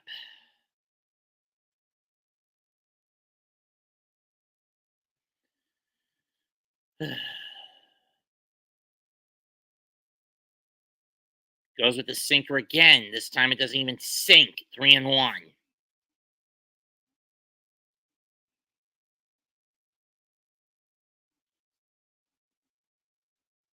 Here it comes, and there it goes. Muncy gets the Dodgers on the board at 6-1, and this is what I was fearing anytime the Mets get a big lead. Offensively, they tend to get a little lazy.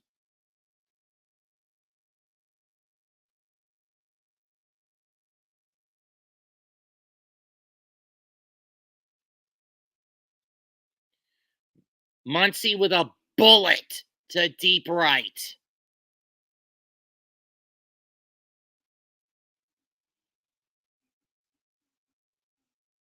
I don't know why the ball wasn't sinking on that pitch.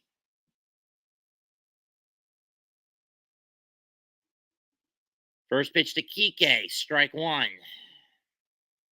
That pops out of the glove of Francisco Alvarez.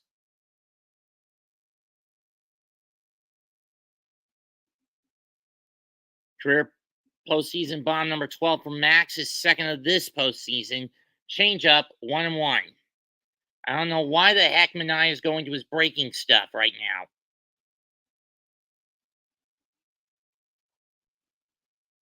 now. 1-1 pitch.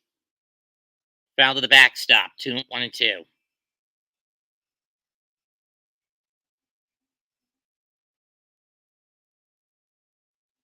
Point is, that's one pitch that Manaea wants back.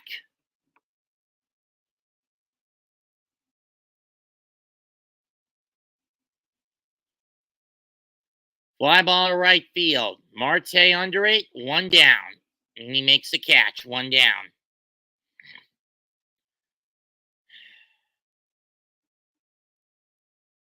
And there was a snake in the Dodger dugout.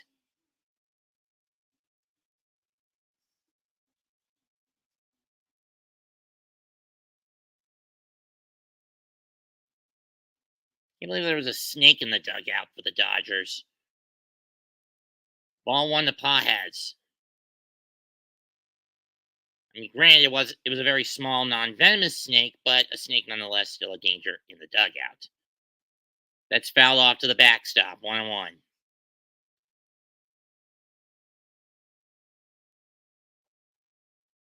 If it was a rattlesnake, then yeah, I would be scared if I was the Dodgers.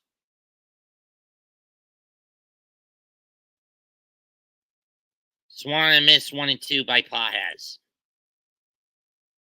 By and two Pages, respectively. Pages will take his batter's timeout.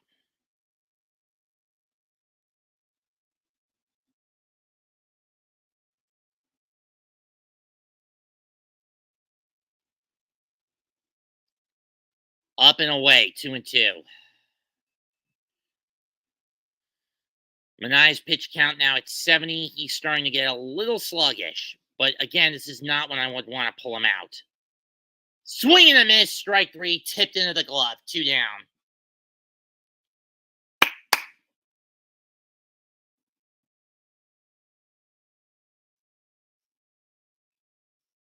And here comes Ohtani. He has struck out twice today.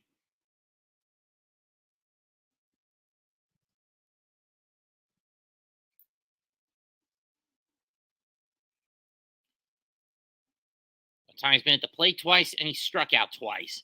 This one, he fouls the sweeper off, 0-1.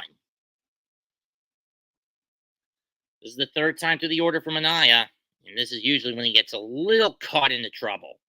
Gets himself into a bit of trouble, and of course, this is when Mendoza goes out of his way with the gamble-happy crap. Popped up. Alonso calling off Iglesias. It's going to be Alonso who catches it to end the inning. But the Dodgers do get on the board. Leadoff solo bomb by Muncy.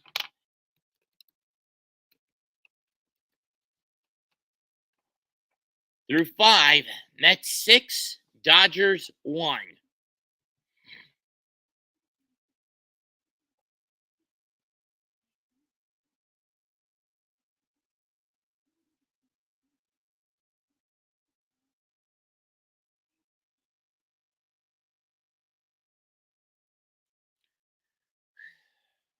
It's rather ironic. The final 4 represent 2 different soda brands.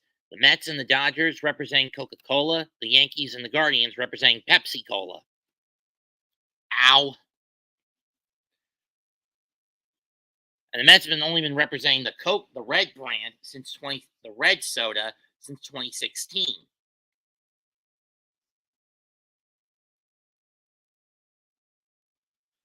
Especially when you consider that MLB is actually transitioning away from Pepsi to Coke. More than half of the ball teams now use Coke products. The Mets, the Cubs, the Braves, the Nationals, the Red Sox, the Phillies.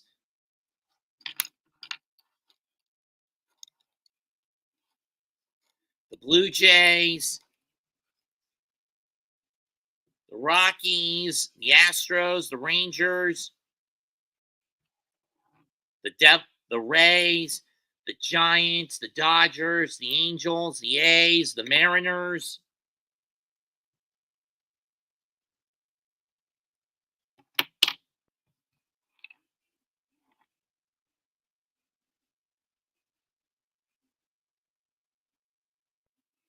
The Reds, the Cardinals.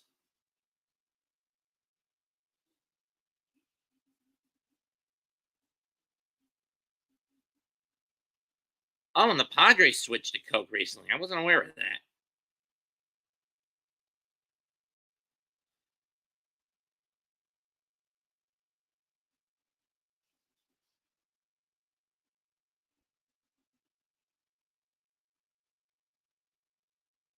And now the Royals switched to Coca-Cola.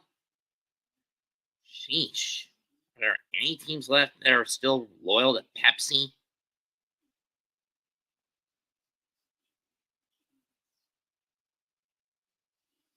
Motherfucker.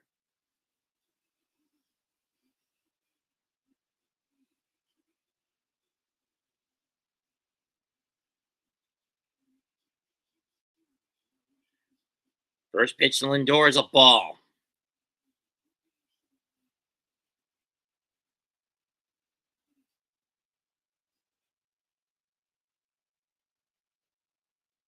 Strike one on the curveball.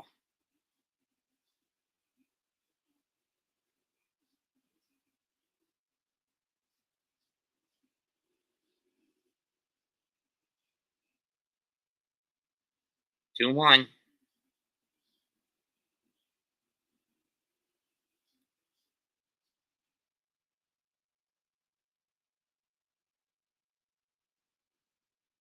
Ball three.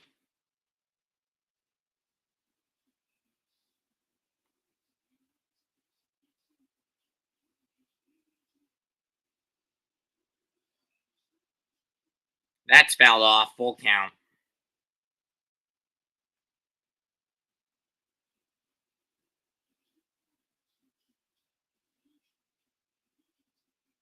Now the Brewers ditched Pepsi. Payoff pitch. Foul off again.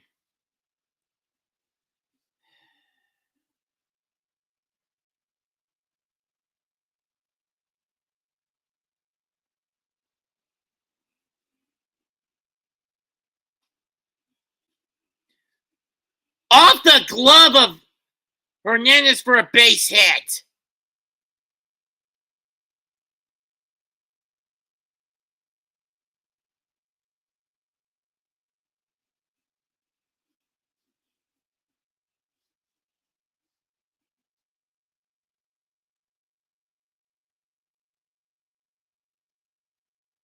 Or off Muncie's glove, I should say.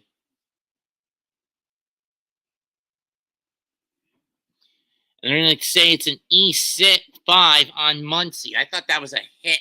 That was a clean hit. Viento's up next.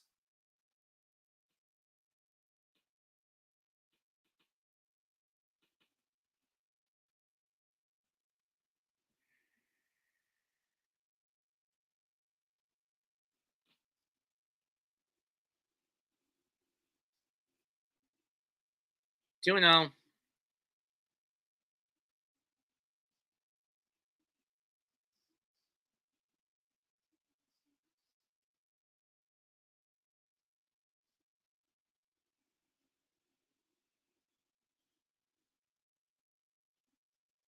2-0, drive in the short, over the second for 1, over the first, double play. Yeah, Mets are getting lazy at the plate. Something I don't like seeing when they get like this. Big lead, take the foot off the throat. Put the blade, stick the foot back on it, you dumbasses.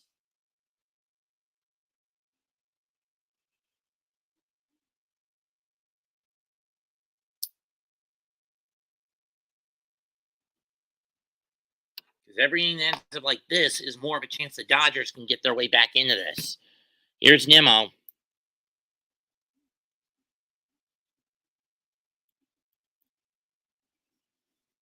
Swing and a miss. Strike one at the screwball.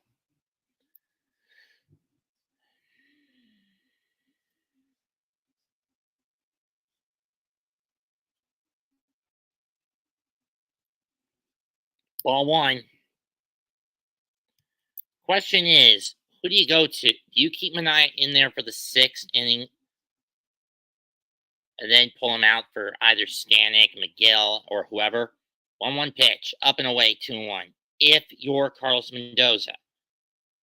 Anyone who knows me knows I get on his case time and time again for the pitching gambling, especially when in big games the team takes the foot off the throat when they jump out to an early lead. Ball 3.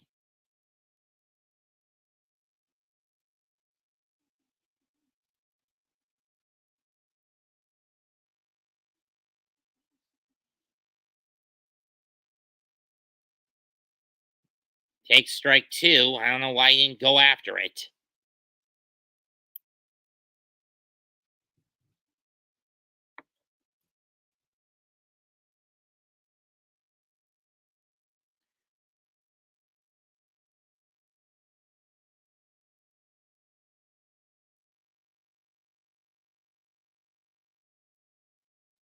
Payoff is lined out to right. That's under it, and that ends the inning. So no more than a fielding error that is mitigated by a double play ball. Nice dive by Betts to make the catch. 5.5 complete. Mets 6, Dodgers 1. Come on, Mets, just hold the damn line and get some more runs. I'll be pissed if you guys lose because you did the lazy shit again.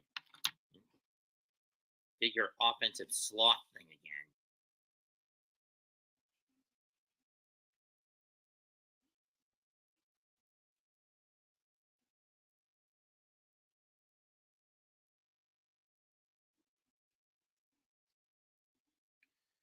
So let's see. Only the Tigers, the Guardians, Diamondbacks, the Yankees, the Orioles.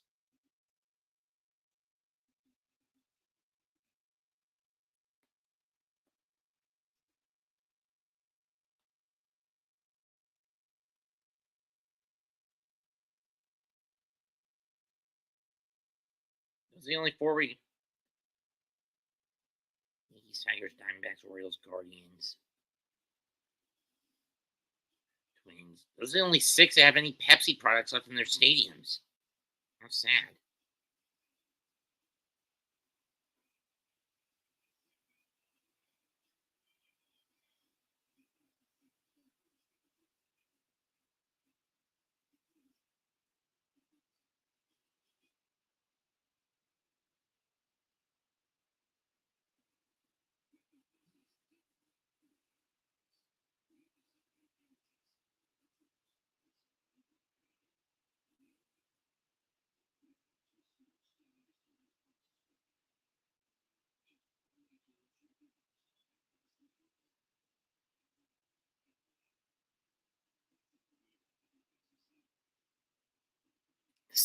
The soup Nazi.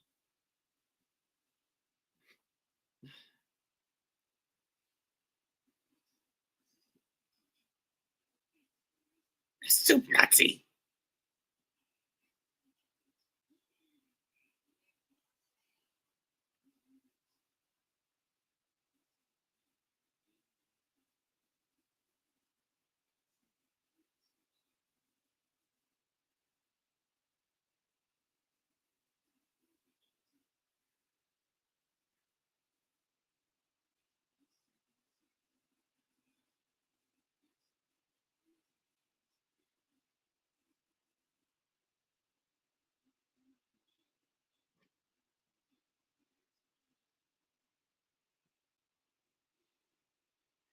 And I am now about to throw pitch 74 to Mookie Betts.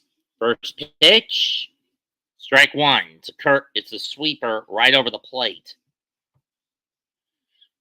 Mookie has struck out and he's flown out. Drives it down the right field line, but it's foul, 0-2.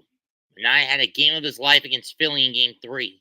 Today he's given up 1 run, 2 hits, 5 innings of work, 2+, and 2 walks, and he struck out 7 going into this point.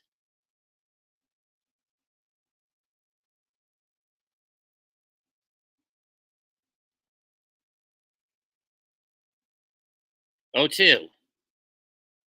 Too high, 1-2.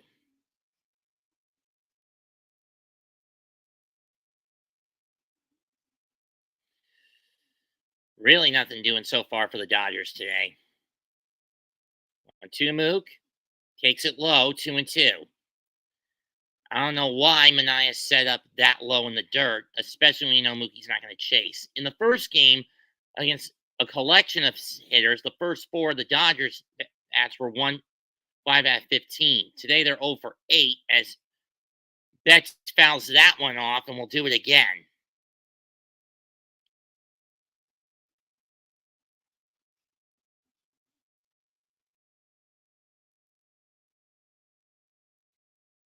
And it looks like Manaea is losing a bit of command, having a command issue, 3-2.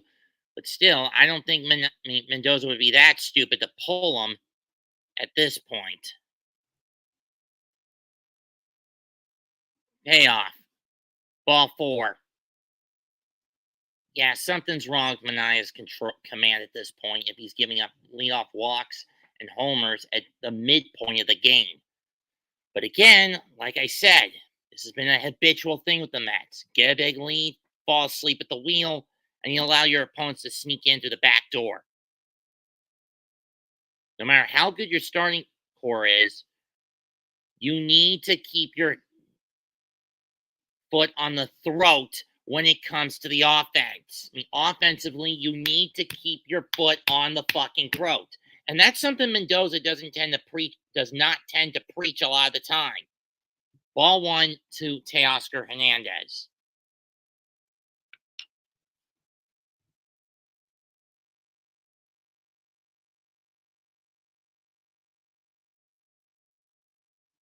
Two and 0.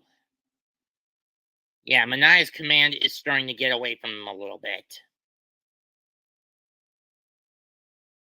He's nibbling too much. He's getting too fucking cute. 2-0 pitch. And that's fouled off. 2-1.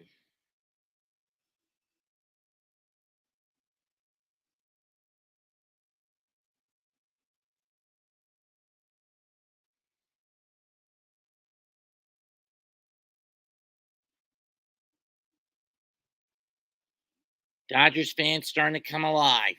Ball 3. I don't know who in the hell Carlos Mendoza's getting warmed up. He knows he can't go to Peterson. He can't go to Garrett. He can't go to Budo. He can't go to Young. Those guys he burned out last night.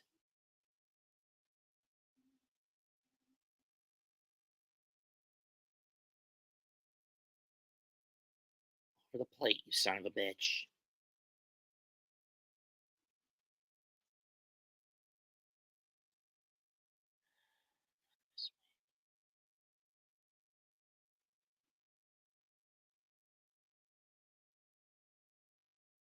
And Edman gets walked.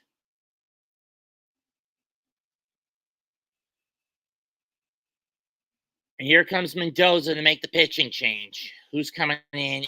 And I don't have a good feeling about this against a known Met killer in Freddie Freeman.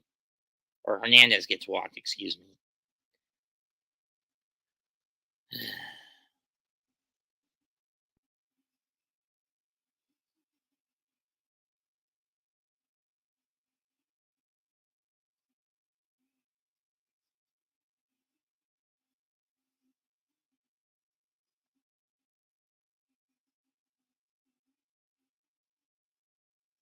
Yeah, but again, when the Mets get complacent at the plate, it puts more of a burden on the pitching core.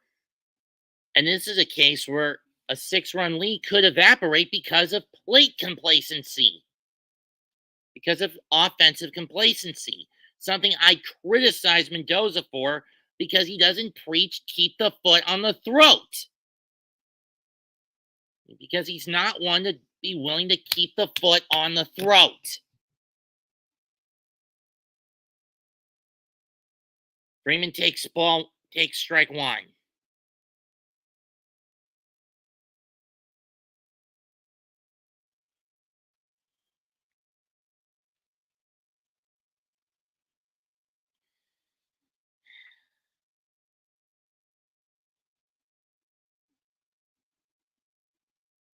Ground ball off the glove of Iglesias, but everyone's going to hold up. E4. Dodgers dodge a bullet, pardon the pun, and now they bring in the runner that could. That was a double play ball squandered by Iglesias. And Iglesias is kicking himself for that one.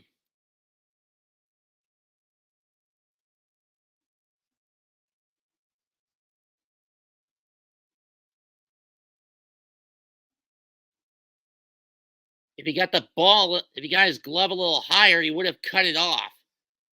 Now the Mets are in desperate need of a ground ball. Manaea's done 6 runs in 5 innings, 7 strikeouts, 4 walks, 2 hits.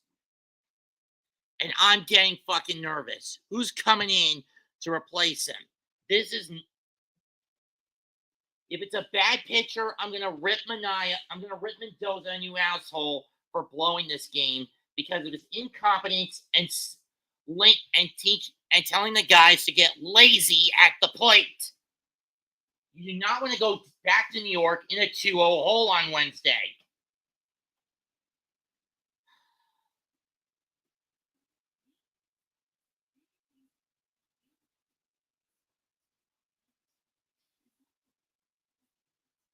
I don't want to see Peterson out there. I don't want to see McGill. I don't want to see Budo. Don't want to see Garrett. Well, maybe I do want to see Garrett because he and Dan Young were the only two that do anything against LA and keeping them off the board last night. But the point still applies. This is a situation where neither of those two would be a good fit. So who's coming in for the Mets to pitch? Oh, you motherfucker. Phil Maton. I don't want this son of a bitch out there either. Especially this fucking early. What are you doing, Mendoza? This is gambling. Why are you gambling? I hate you when you do pitcher gambling like this. So why do you piss me off with this bullshit pitcher gambling?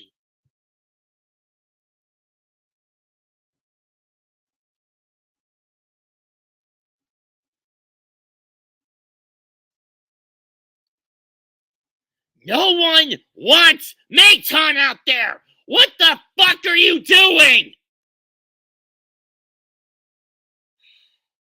I'm going to kill you if we lose this series, Mendoza. I am going to fucking kill you! Why are you gambling on a pitcher you know has been horrible the whole postseason? Even if he has been off for over a week to get his mechanics worked on. And get his mechanics worked out.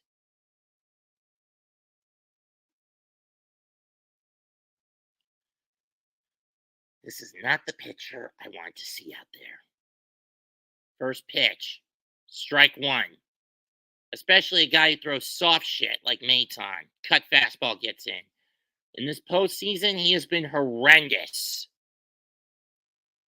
I don't understand why Mendoza is calling him out.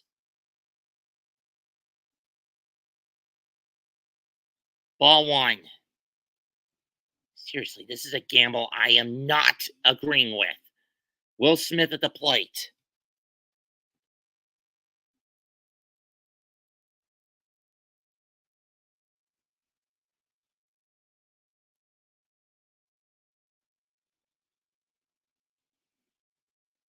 Popped up. Infield flying effect. Alonso gives away to Iglesias. He'll make the catch. 1 down.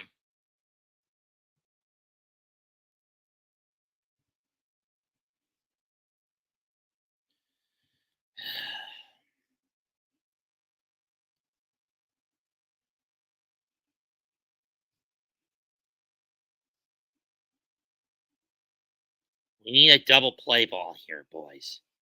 Get it on the ground. Please get it on the ground. Here's Edman. Strike 1.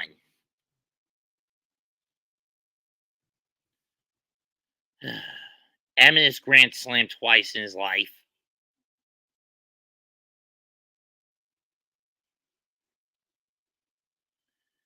Oh, 1. Swing and a miss at the high cut. 0-2.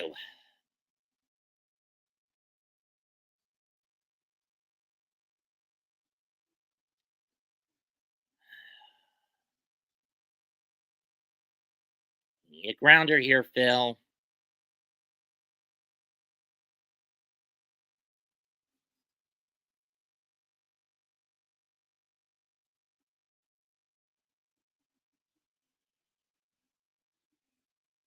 Please not a homer. Please not a homer. Please.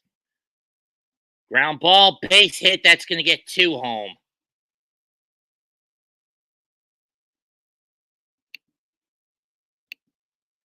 And now the Mets' advantage, which was 1-6 after 2 innings, has been cut in half. It's now 6-3. This is what I was talking about when the Mets get lazy with big leads. They constantly take their foot off the throat. Keep it on the throat. That one got under Alonso's glove. And this is the main reason I didn't want Maton out there. But no, Mendoza had to gamble again. Why is it with game 2s this postseason, he has this bad habit of gambling early? Why? Muncy takes ball 1. Muncy got the home run that started the Dodger comeback back in the last inning.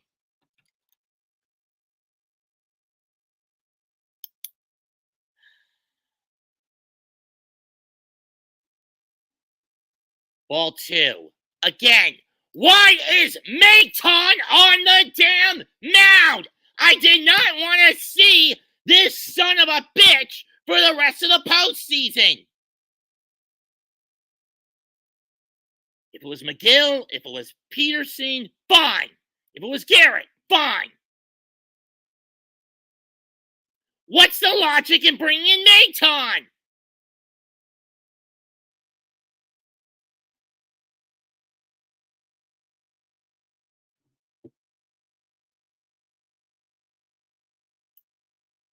This is why I keep calling out Mendoza for being an overkill gambler. Swing and a miss, 2-2.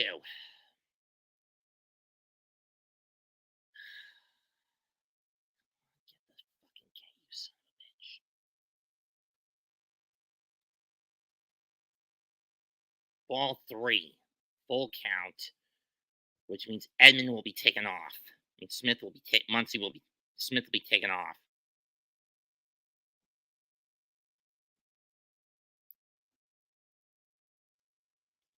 For Edman.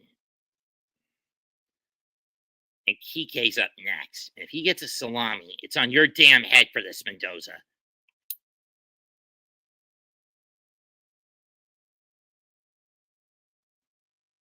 Ball fucking 4. Get Maton off the mound, you son of a bitch! Get him off! What was the point of bringing Maton back out? This is gambling!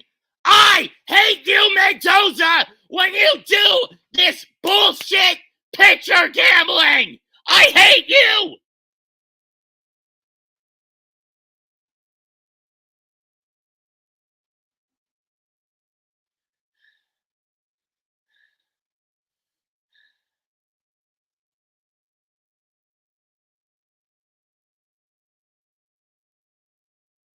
Down the line, but foul. I mean, seriously, Mendoza, you've seen how bad Maton is. Why bring his ass back out?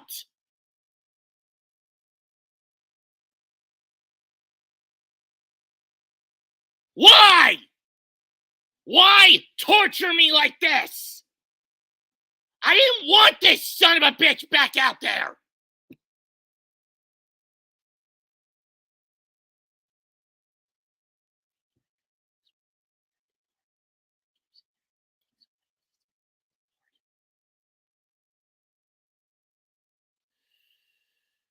Carlos Mendoza needs to be put on a gambling leash, or at least have a shot collar strapped around his neck for every bad gamble. Strike two. Get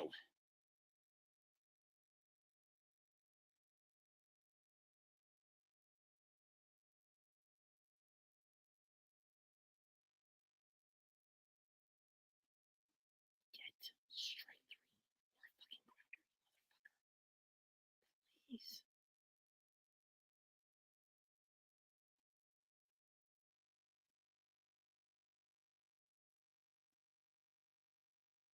Batter timeout.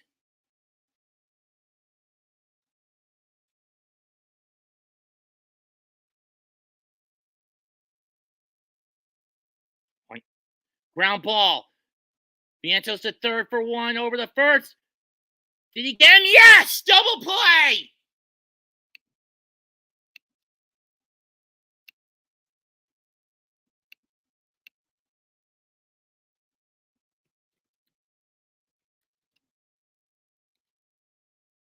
Hold on, Dodgers are going to challenge this.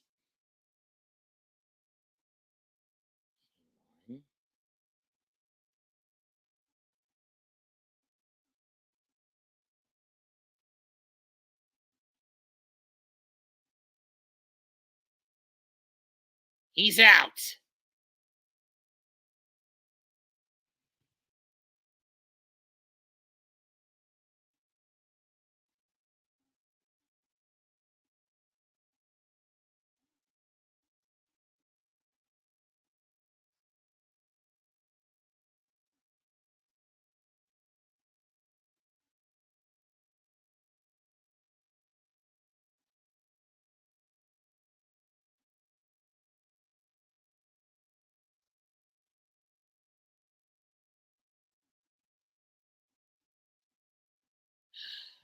Plays being reviewed. The throw at second is a clean out, but the throw at first.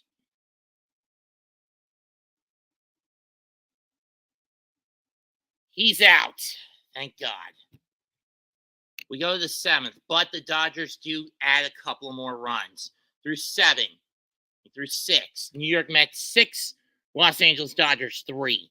Unless these Dodgers are in the pot, these umps are in the Dodgers' pocket, and we keep this inning going for one more batter at worst.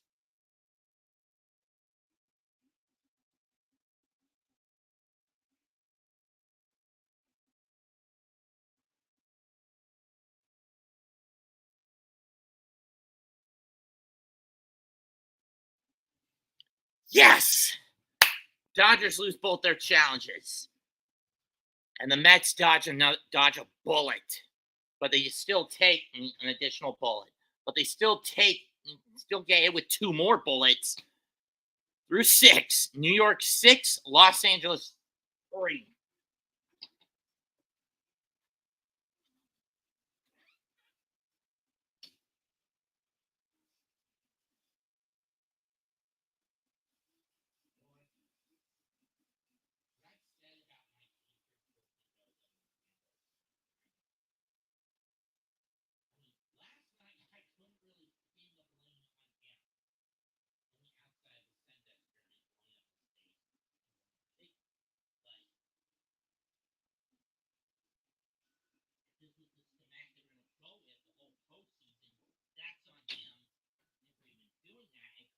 Sacrificing his best pitchers to both his best pitcher overall in the season, that being David Peterson, the bullpen do. But that said, I don't want to see Maton out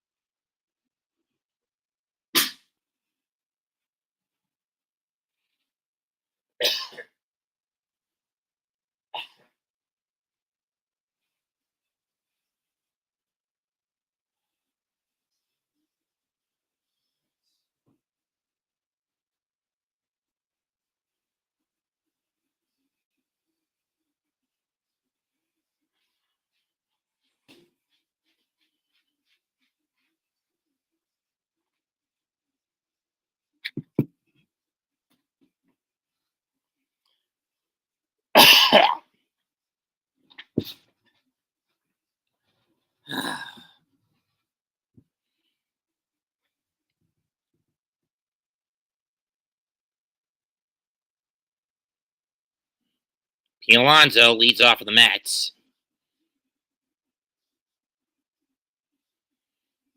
He takes ball one from Honeywell.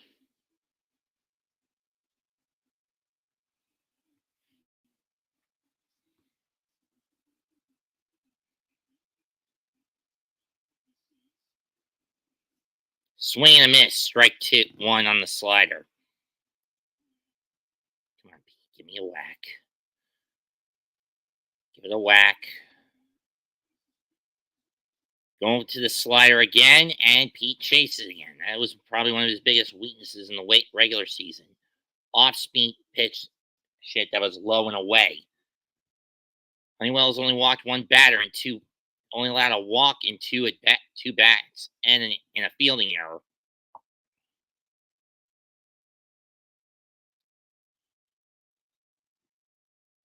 1-2. When this happens. Line to left, Hernandez under it, one down.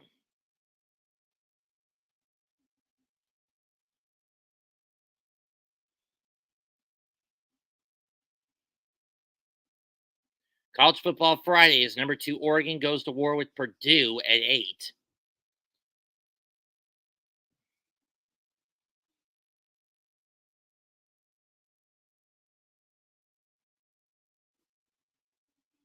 Strike one to Marte.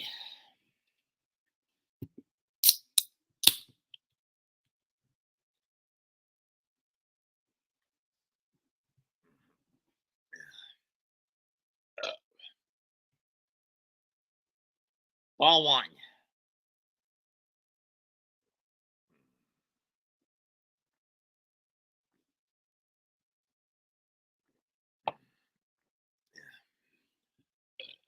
One pitch to Hernandez.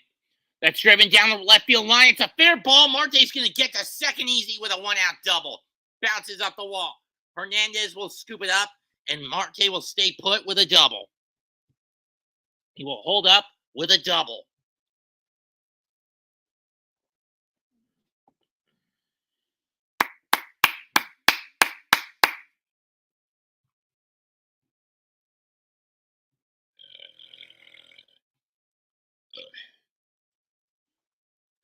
Here's Winker. He's walked twice. He's flown out. Winker hit a triple back in the first game of the playoffs against Milwaukee that scored 2 runs. And he got a homer in game 4 or 3. Check swings, and that one fouled into the Dodger dugout. 0-1.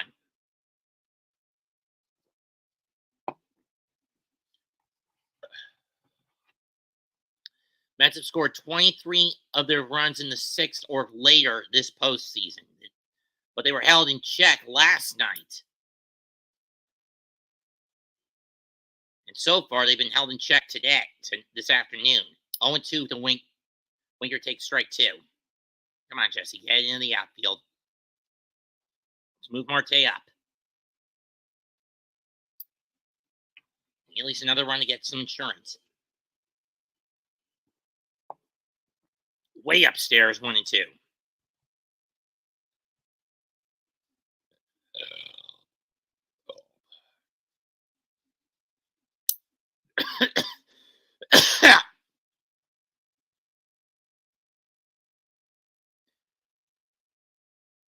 Check swings, and that's fouled back into the dugout, the Dodgers dugout along the third baseline again.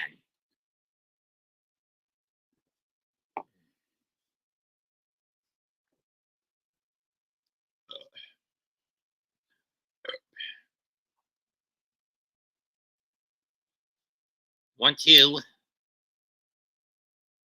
Pickoff attempt at second. Marte is safe.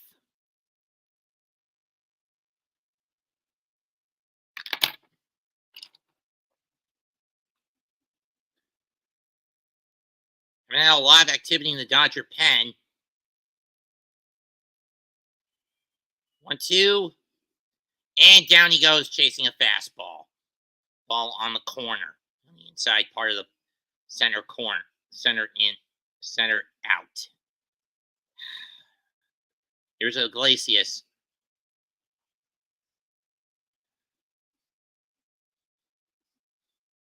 Iglesias with that error that proved pretty costly and coughing up 2 in the bottom half for the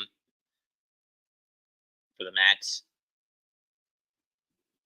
Ball 1 in the dirt on the slider.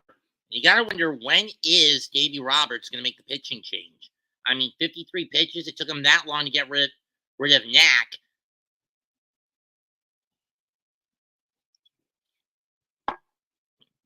And if you do switch out, who do you go to in the 8th?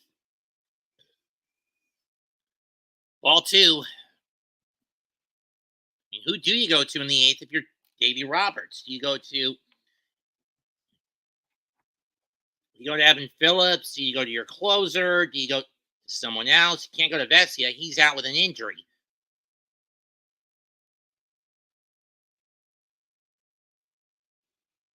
Two-0 is fouled off. 2-1. Do you go to Kasparius? Do you go to Enrique Hernandez? Do you go to Kopech? Do you go to Trinan? Can't go to Yamamoto. You used him up already. You used him up on Friday in the closeout game against San Diego. Your best bet would be to go to either Phillips, Kopech, or Trinan. 2-0 check swing off the barrel of the bat, and that ricochets towards the Met dugout. 2-2. On the other hand, if you're Mendoza, who are you going to go to? You can't rely on Diaz this early in the game. And Maton has proven to be a bit of an idiot. So do you go to Reed Garrett? Do you go to Ryan Stank? Do you go to Danny Young? Do you go to Tyler McGill? And Iglesias goes down swinging, and the double goes for naught. Time to stretch it in Chavez Ravine. 6-3 Mets through 6.5, as the lead is slowly but surely getting away from them because of incompetency and laziness at the plate. At the plate, Mets, do me a favor and wake the fuck up.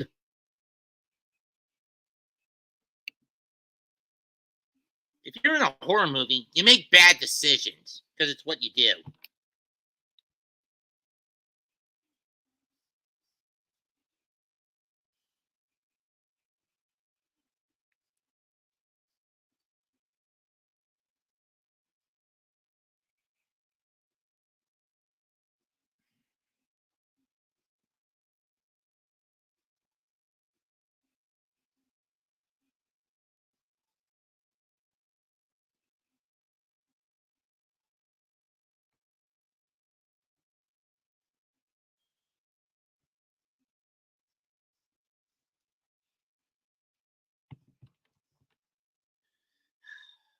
I mean, Maton was lucky to get out of that inning with just 2 runs of collateral damage.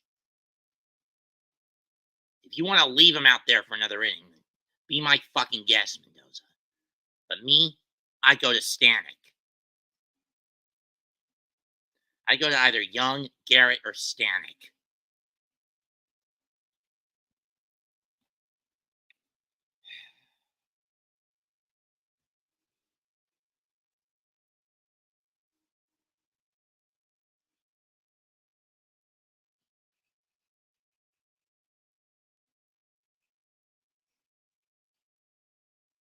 So which son of a bitch is it going to be, Mendoza?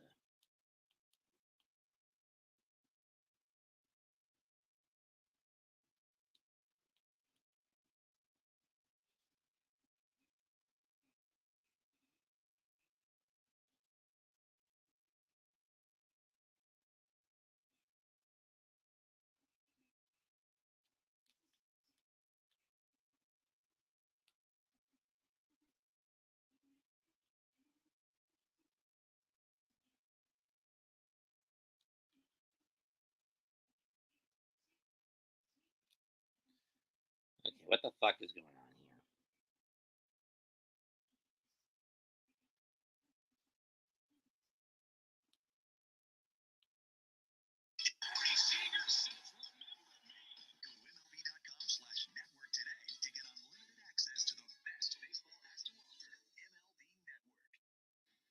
There he is, keeping Maton out there. You son of a bitch.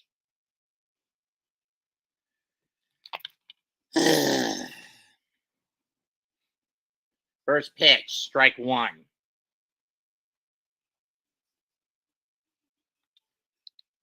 All 3 runs charged to Manaea, not Maton, but the point still applies. He faces Andy Pages. And Ohtani waits in the on deck circle. That's fouled off 0-2.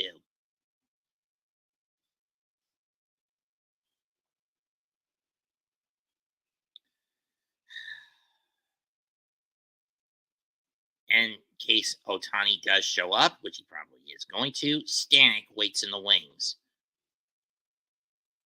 Try a little too far off with the cut fastball 1-2.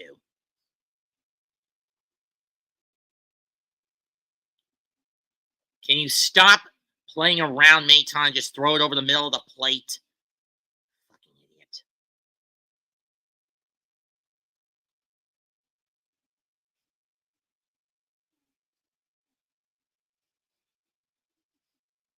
Oh, excuse me.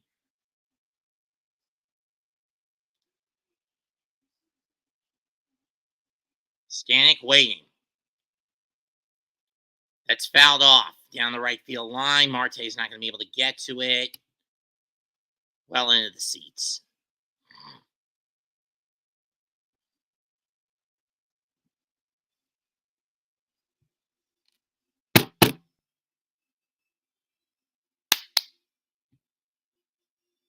Just get a damn strike here, Maton.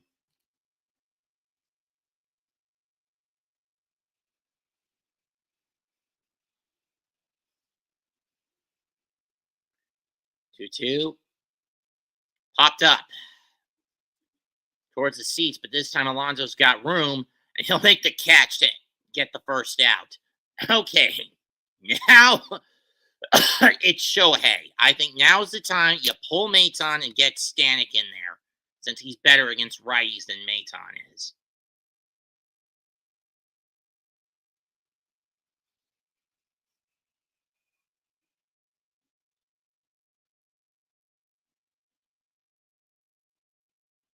He's leaving Maton in there. Why the hell are you gambling, Mendoza? Stanek is ready to go. He's better against these kinds of hitters. Put him in! Ball 1. Now, granted, Ohtani has sucked horse dick with runners not on the bags. If the bases are empty, he's 0 for 19 with 10 strikeouts. But when you have a soft pitcher who's more about nibbling at the plate instead of just throwing, instead of trying to make hitters eat, which is something that makes me want to strangle Mendoza to death for basically giving a free pass to Ohtani, ball 3.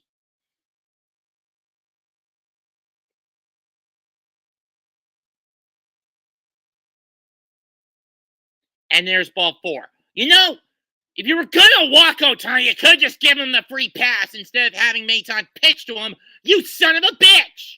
Why leave Maton out there when you know he's too chicken to go over the plate with Ohtani?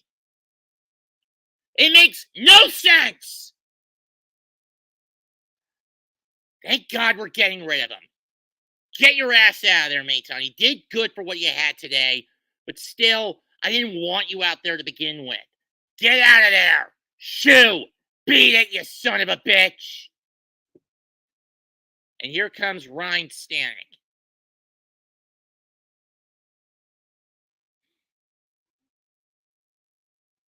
This is who should have been brought out there instead of gambling by having Maton throw a 4-pitch walk to Ohtani.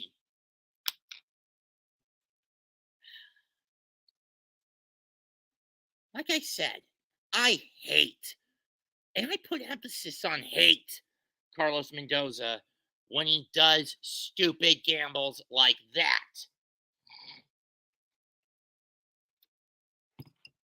I may not know as much about the game of baseball as he does, but I know logic.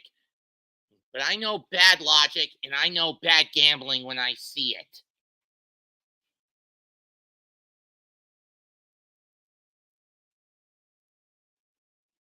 But I do know bad gambling and bad logic when I fucking see it.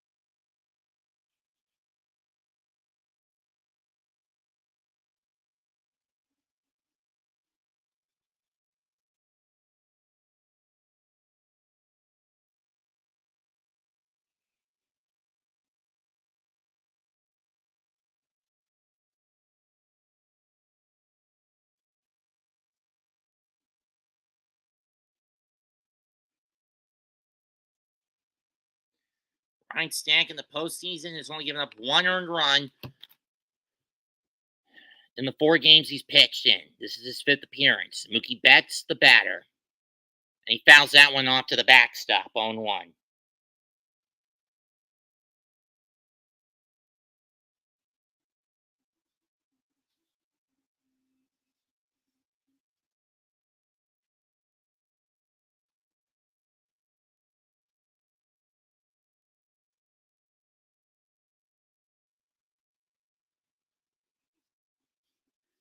Oh, 2.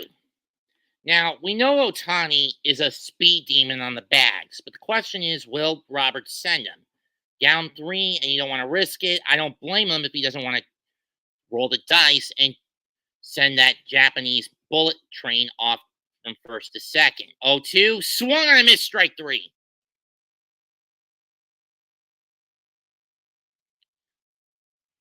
I really wouldn't blame him if he chooses not to have Ohtani take off here. Teoscar Hernandez is up next.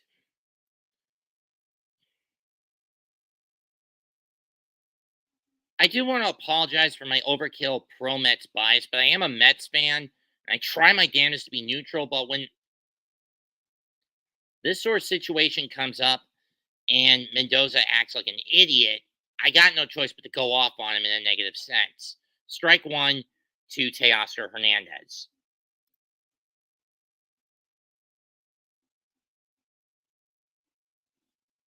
Ground ball right to Vientos. He'll fire to first, and that ends the inning. So the 1-out walk to Ohtani does pay off as the Mets get nothing out of it. Stanek cleans up the mess. As the Dodgers get nothing out of it, Stanek cleans up the mess. Through 7, Mets 6, Dodgers 3. Keep Stanek in. Because we don't know what kind of day we're going to get from Edwin Diaz. He's about as rusty as anybody, and he was the one pitcher last night, along with Stanek and McGill, that the Mets did not go to in the Game 1 blowout, in the Game 1 stomp, in the Game 1 that's in Game 1 in last night's matchup, where they essentially got stomped right out of their uniforms by the Dodgers, by LA. But you also have to question, who is Dave Roberts going to put in for the 8th? I mean, when you consider the bulk of his bullpen, it's been burnt. He didn't have to use much of his bullpen last night.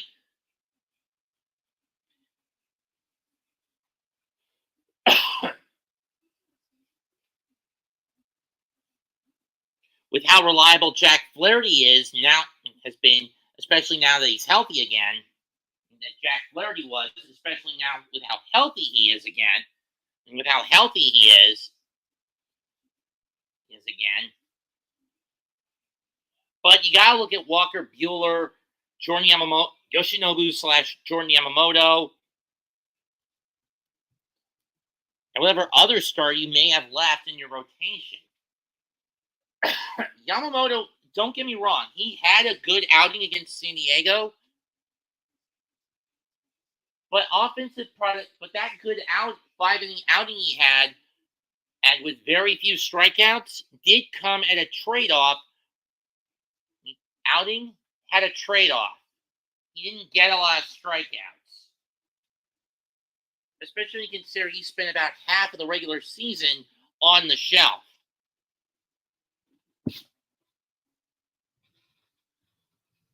And it's going to be Eduardo Hernandez. Okay. Why go with your worst bullpen arm, Roberts? What are you up to?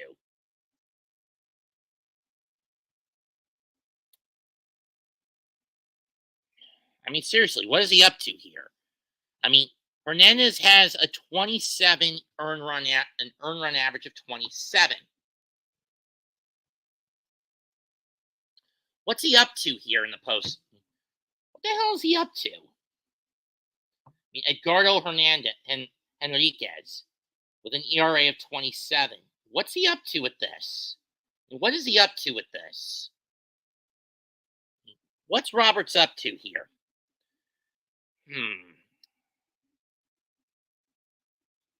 In Game 2, he basically got mollywopped by San Diego. First pitch to Taylor is in the dirt, ball 1. Again, I don't know about this move by Roberts. But then again, with how stagnant the Mets offense has been since the second, i.e. they haven't gotten a run across since the Grand Slam, this might be a smart move. But again, I don't know. Taylor pops it up, circling the foul territory down the right field line. Betts there. He'll make the catch.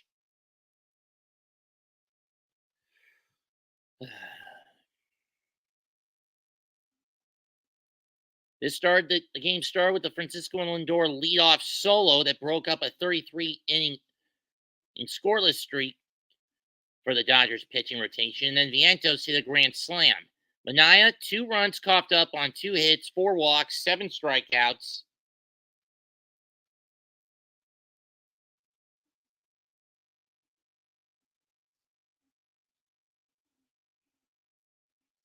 Lindor waits on deck for Alvarez, who has flown out all 3 times he's been at the plate. Vientos waits in the foxhole. Ball 1. 1-0 pitch to Alvarez. He takes strike 1. And it's a 100-mile-an-hour heater.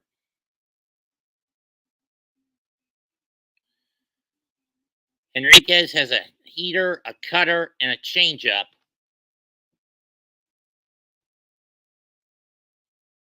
That's ball 2 on the changeup and the cut.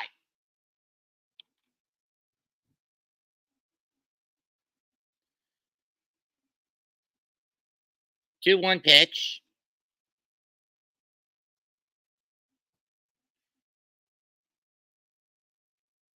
Did he go? Yes, he did. I didn't see it that way. 2-2. Rydell Revelations.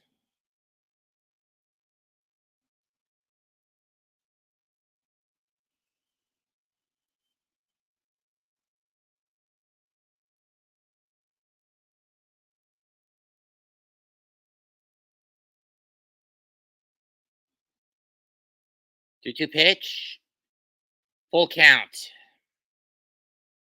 Albie took it and didn't go after it. Come on, Francisco, whack it. We need a script flipper here. We need a homer here, or at least a hit.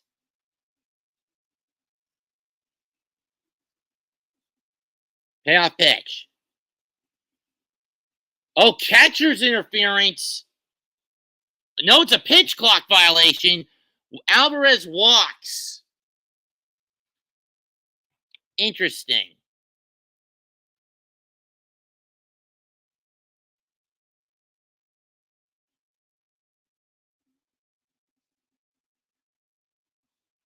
Interesting. I could have swore that ball was coming out before he got rid of it. I mean, before the pitch clock went off, or the pitch clock hit 0. But whatever. Lindor calls timeout.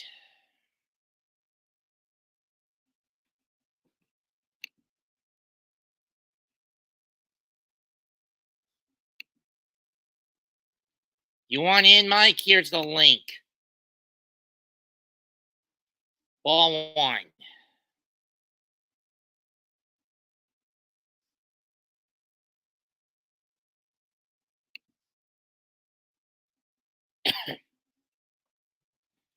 I mean, I know you're a Yankees fan, and we got a Jets game in about an hour, but the point applies if you want in. Swan and miss on the cutter, 1-1.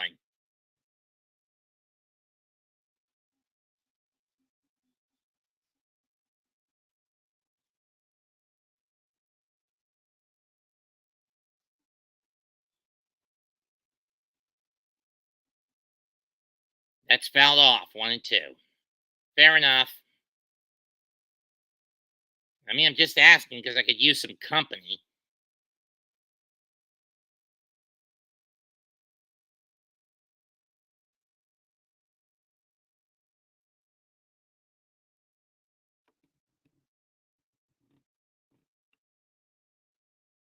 One, two is flown to center, in the right center, and Pajes will make the catch. It wasn't that deep. 2 down.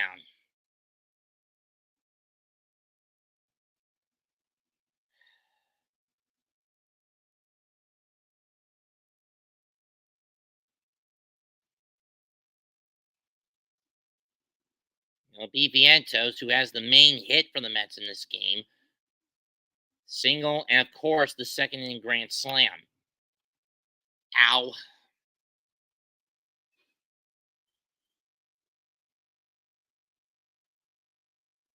On 1.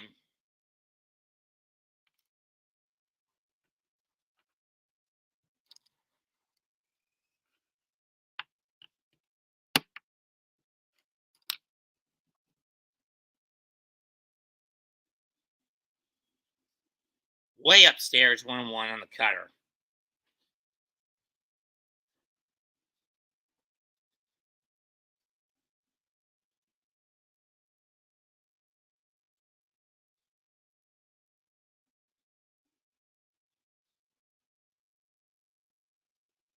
One pitch.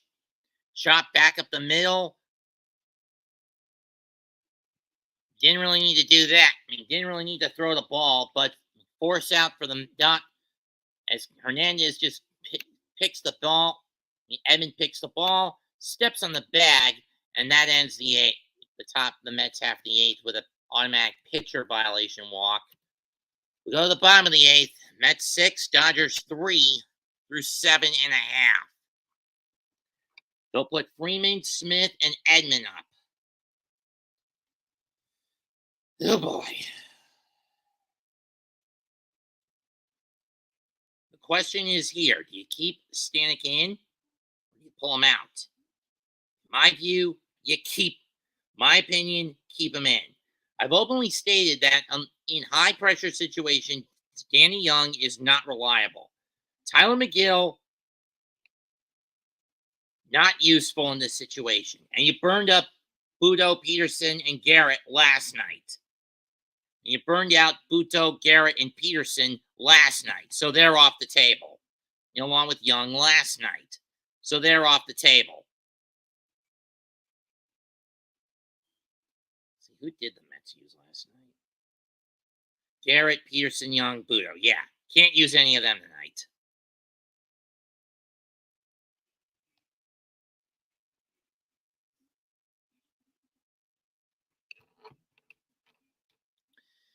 God, do not let a self-fulfilling prophecy happen tonight.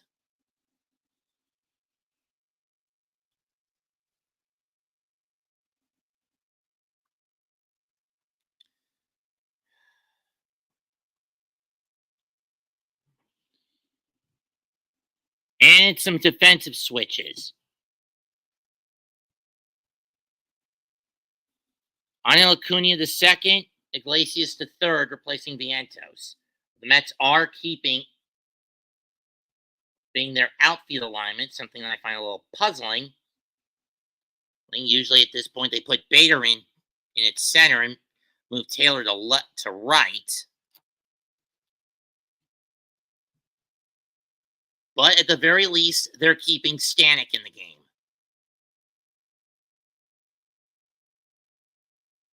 I am really getting sick of this wind interference.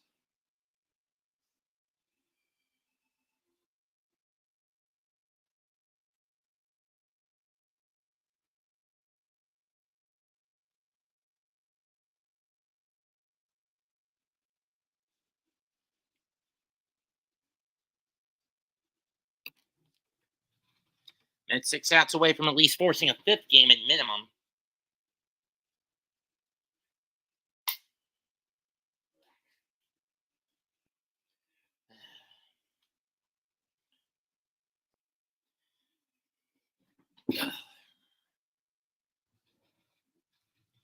Stanek will face Freddie Freeman, Will Smith, and Tommy Edman at minimum. First pitch.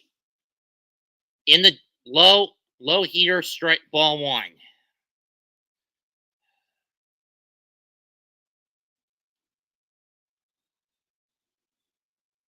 In his career, Stanek Freeman has hit 2 solo homers. He's walked twice, and he's struck out twice. And this includes the postseason. So when Stanek was great. That's fouled off 1-1. Fuck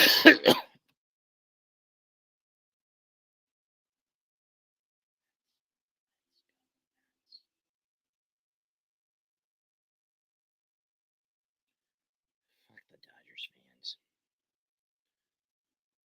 Ball 2. One with the split finger, didn't get, but it didn't split away enough. Now Stanek's getting stagnant on the punt. 3-1 on the high heat. Stanek's nibbling, and I don't like it. This is not what I want him to do. The 3-1 pitch. Fouled off. Full count.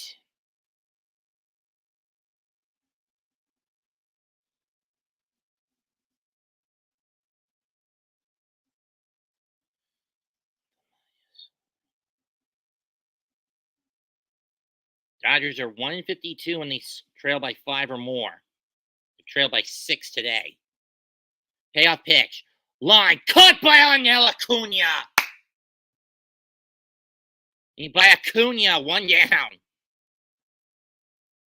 It was a low liner, but he got the glove under it. Postseason continues in about 30 minutes. Game 1 of the American League Championship Series over on CBS between the Guardians and the Yankees. And Game 2 tomorrow night. Neither of which I'll be able to do. As with the former, I'm going to be more focused on Bills Jets. And with the latter, I'm going to be having my attention on my NXT watch party. Ball 1 to Smith. Just missed the edge of the plate.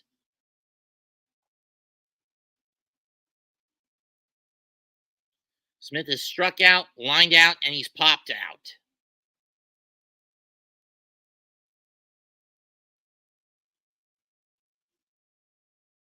Hits it to the left. Nimmo leaps. He makes the catch, taking a double away from Smith. What a catch by Nimmo and left.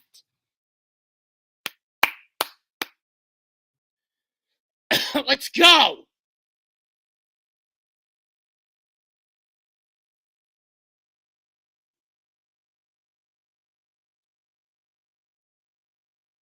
That was heading for the wall, and Nimmo left up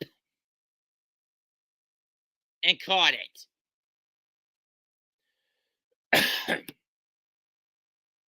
First pitch to Edman, swing and a miss. And if there's been any one hitter that the Mets have had fits with today, it's Tommy Edman. 2 for 3, 2 RBI singles. 2 singles, including the 2 RBI that cut the lead in half, that essentially cut the advantage for the Mets in half. Strike 2, 0-2. 0-2 to Edman.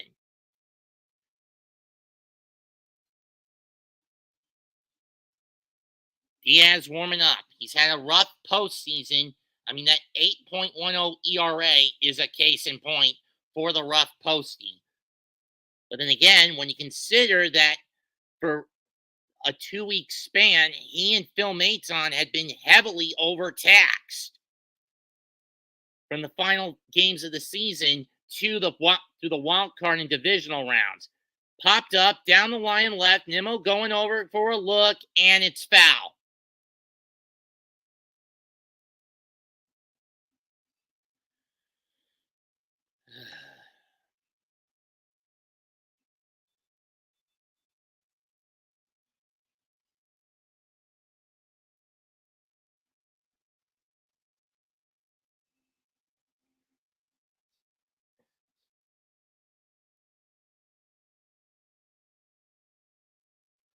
O2 from Stanek to Edman.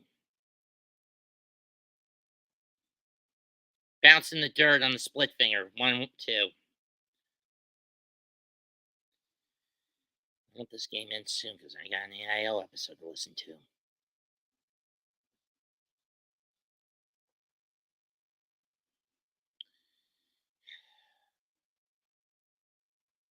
Thank God I emptied out most of my in the dirt again, this time with the slider. I don't know why Stanek's going off speed and low when he's been basically baiting Edman with the highs, with the stuff either just catching the edge of the zone or well in it. 2-2. The 2-2 pitch. Outside again, full count. This time he tried the heater. Angle a little more towards the zone, Ryan. You don't need a base runner.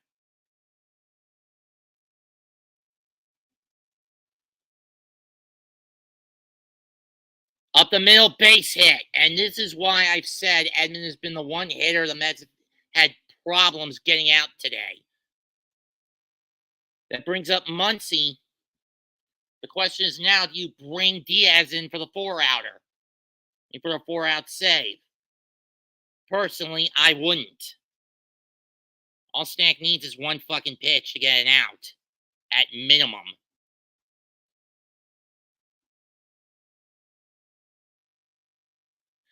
And again, especially when you consider how heavily overtaxed and rusty to some levels Edwin has been, Hefner goes out to try to calm Stanek down. Muncy basically got the scoring started when he hit a solo bomb back in the 5th.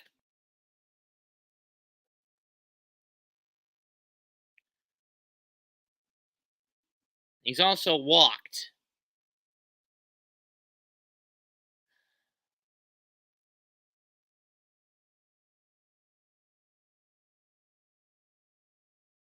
Come on, you stupid TV antenna.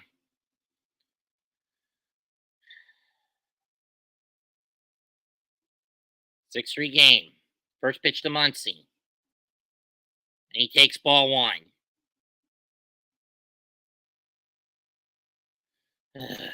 Come on, Ryan. Stop screwing around and just throw one over the plate. 1-0 pitch. Popped up. And it's going into the seats behind the plate.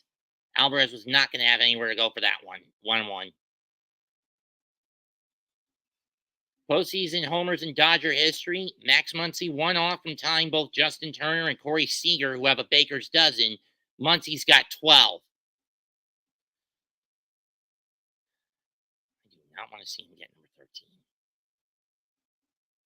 Please.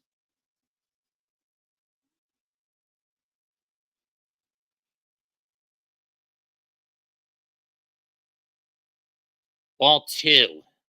What are you doing, Stanek? Stop screwing around and throw it over the plate.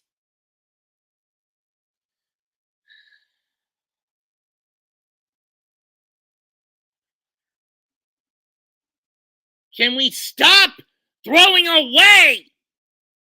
Ball 3. This could bring the tying run up. If he doesn't get that into the strike zone. Even if he does, it could bring the tying run up.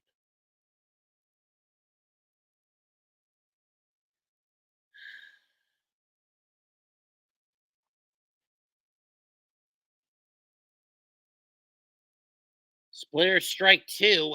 Full count.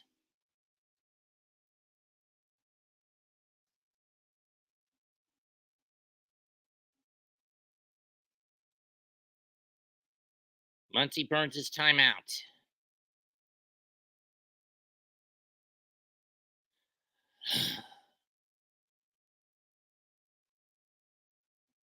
Can one blame me if my heart is fucking palpitating?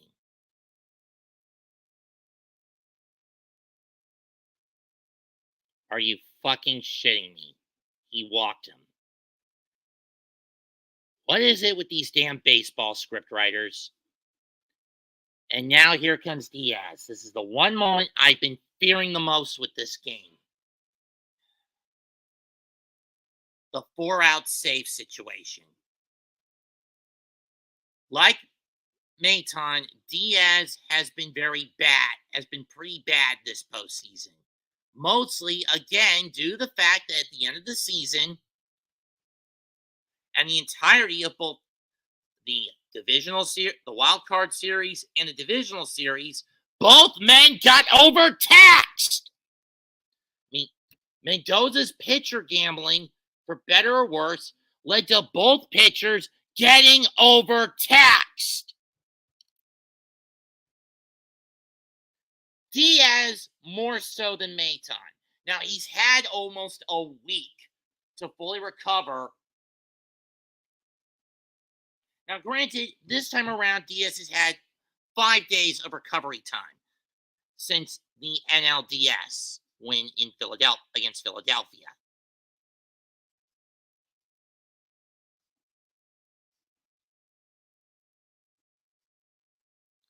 But this is a situation I didn't want to see. But Stanek choosing to go cutesy, i.e., throwing all over the place instead of over the middle of the plate, has led to this situation.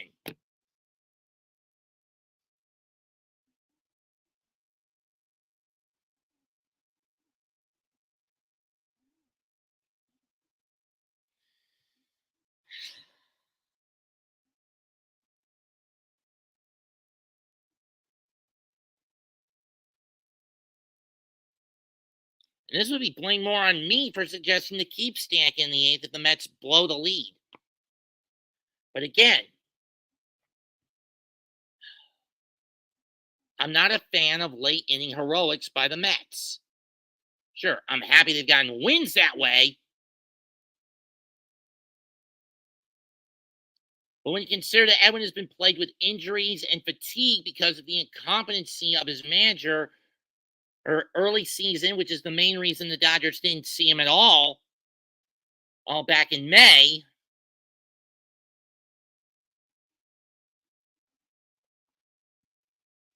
Which was the main reason he wasn't seen at all in May when these two teams last met prior to last night, because nobody knew about the shoulder pinch. First pitch, slider, strike 1.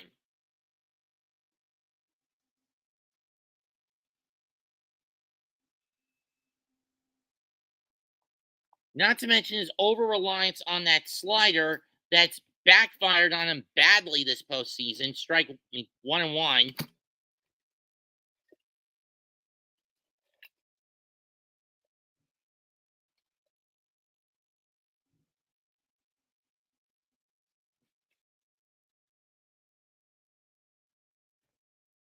And Edman will steal third, and it's a double steal, so that basically takes the force out of the, removes the force from the equation. Swing and a miss, 1-2.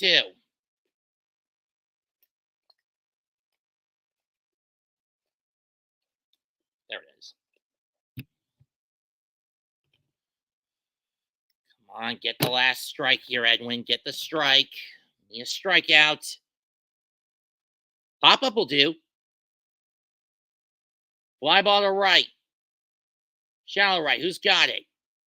Marte, and the Mets dodge a massive ass bullet. However, as a trade-off, that means Edwin's got to face Shohei in the ninth. Through 8.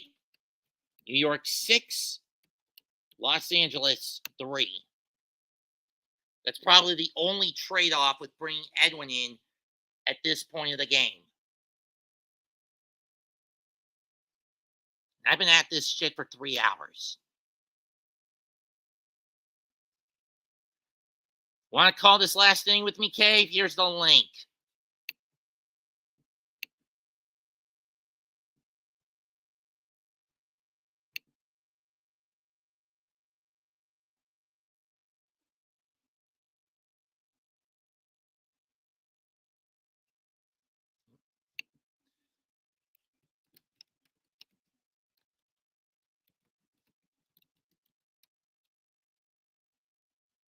Fuck you, you dumbass political ad. We all know Kamala's not fighting for us. She's fighting for the establishment, the status quo, the deep state.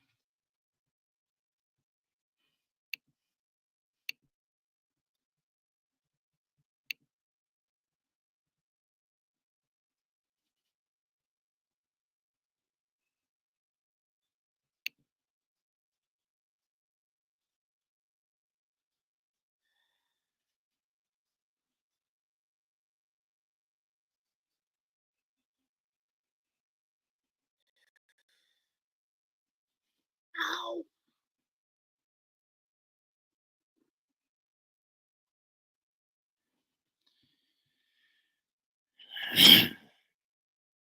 Oh, never mind.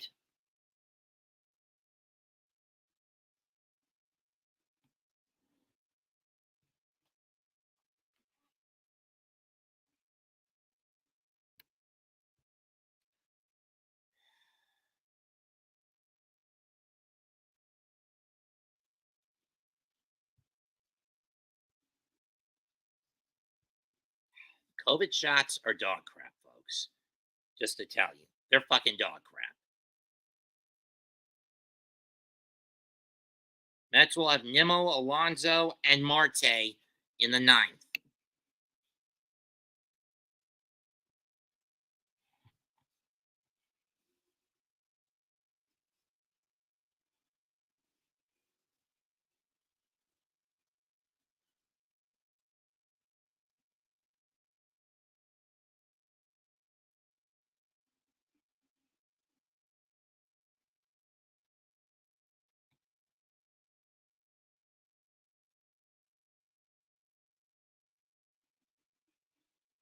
First pitch is a strike, 0-1.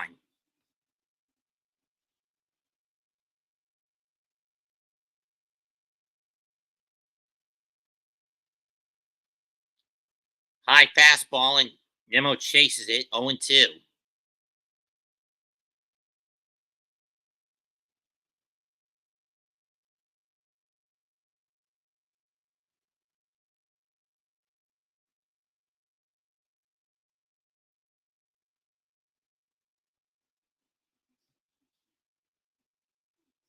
O2 pitch. Inside, 1-2.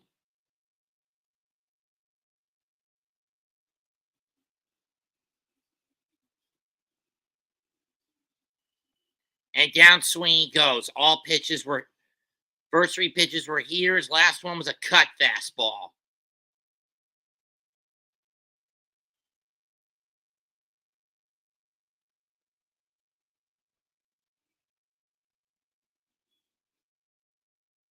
First pitch to Alonso was a cut and miss, a cutter out just on the outside corner, 0-1.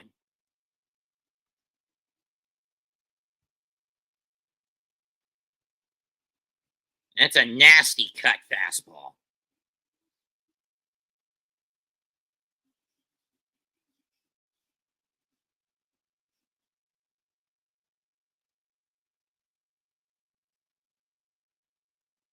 in the dirt, 1-1.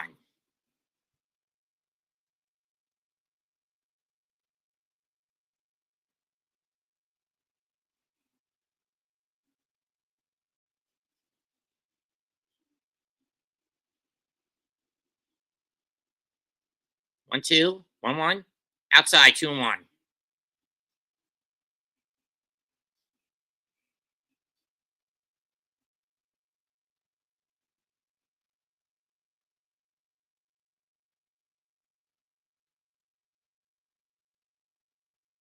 Ball 3.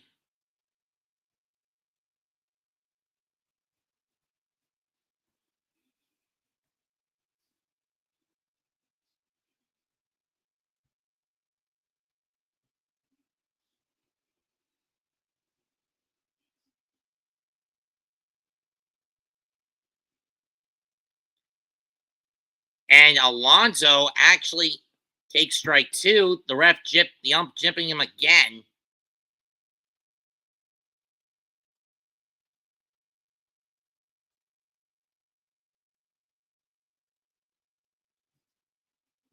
And this time he gets walked.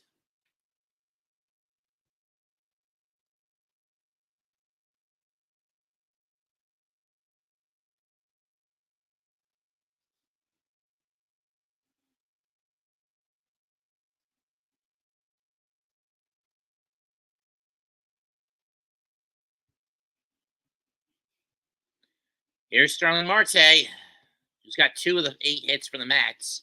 That one's way outside, 0-1. I mean, 1-0. Excuse me.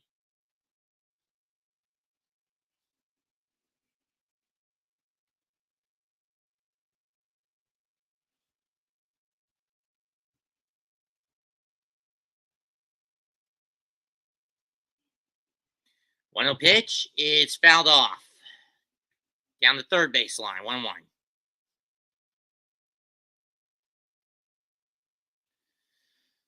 Do you know how frustrating it is watching this on a TV that's constantly getting hit with wind interference at this time of the night? In the fall. And Gus. And Alonso actually steals second. Ball 2. Interesting. Like I said, he's not one to steal often, but when he does, it's mostly because people give him the base.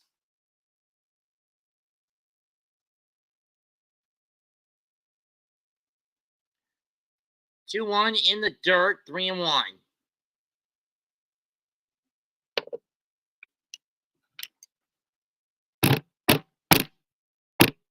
Winker waits on deck.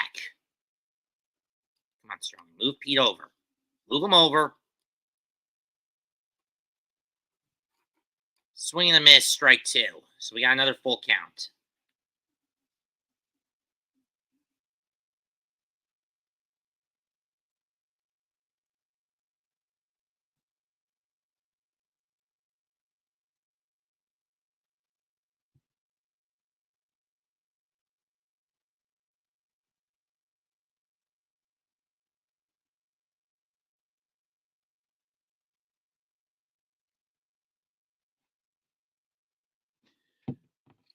Line drive to center field, base hit. That's going to bring Alonso home. And the Mets have gotten an insurance run.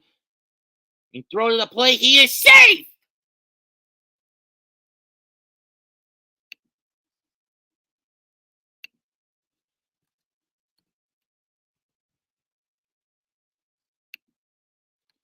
And Marte gets an RBI single. Let's see. Throw. Just got the tips of his fingers on home of his left hand on home plate to Alonso. And the Mets go up 7-3.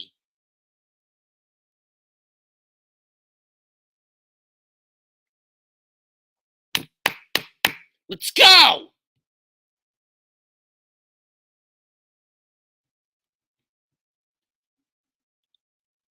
And Henriquez is out. So now if he is going to get the hook, now if you're Davey Roberts, who do you put in?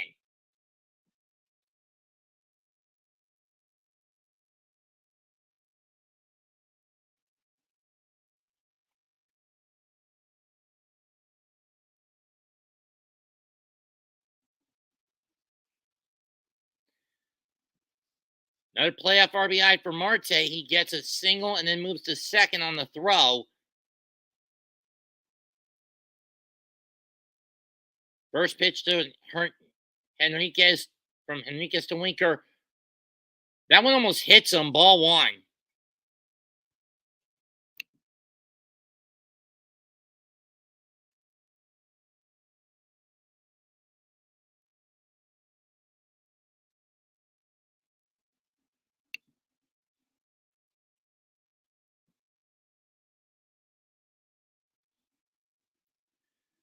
One on the Winker. Line to center, base hit, but it's hit too damn hard. And given how slow of a run, and even with Marte's speed, he's not getting home that easy. He'll hold up at third.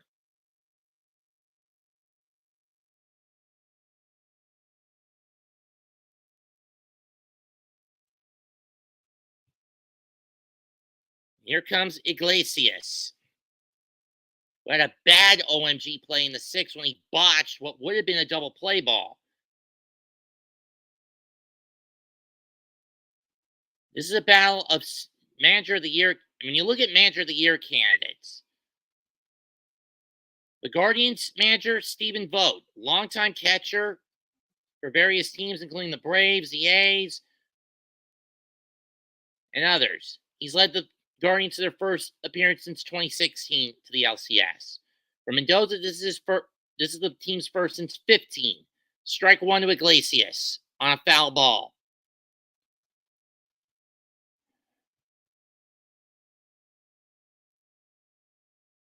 Strike two. I'm doing what I can, folks. It's just that with as much wind interference as I'm getting outside, the signal is constantly fading in and out on my television. Balls down south can get pretty windy. 0-2. Iglesias pops it up. Not deep enough. Betts has a good arm. Marte's going to stay put at third. 2 down.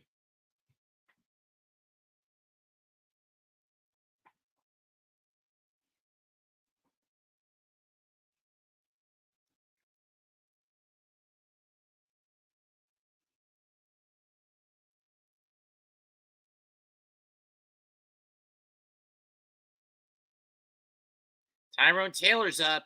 He got the double that eventually led. He's walked, been plunked, doubled. No, wait, it wasn't him who got hit. I think it was Vientos who got hit.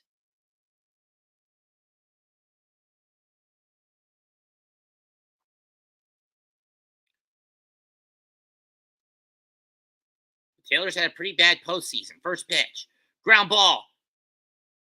Long throw to second, gets Winker to end the inning. But the Mets do get an insurance run, to say the least. Diaz will be out for the ninth. He'll face Pages, Ohtani, and Betts at minimum. New York 7, Los Angeles 3 in Game 2 of the National League Championship Series.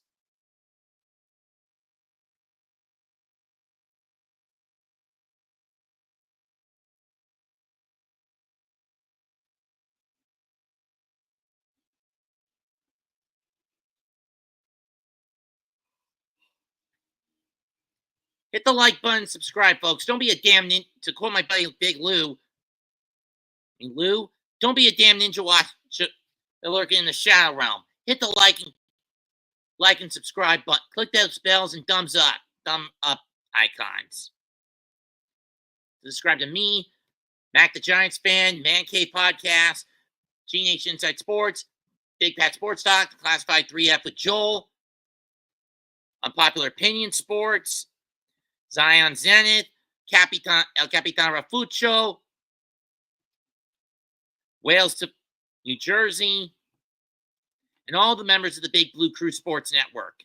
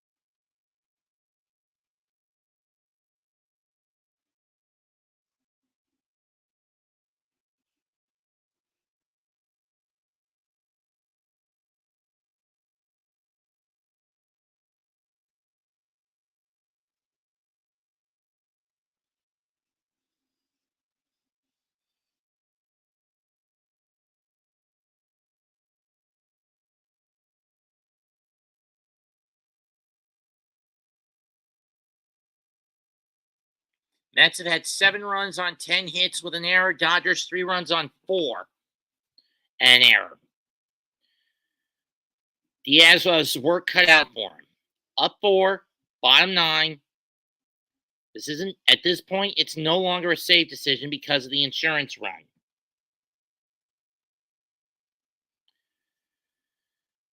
Tyrone Taylor has been moved to left, which means Nimmo's out of the game, and Bader has been moved to center. Usually Nimmo stays in, and it's Marte that's taken out. Why take Nimmo out unless he pulled something when he made the catch? Because I did see him gimping a little bit on the foul ball. Ball 1 to Pages. One of the foul balls back in the 8th. Ball 1 to Pages. Strike 1.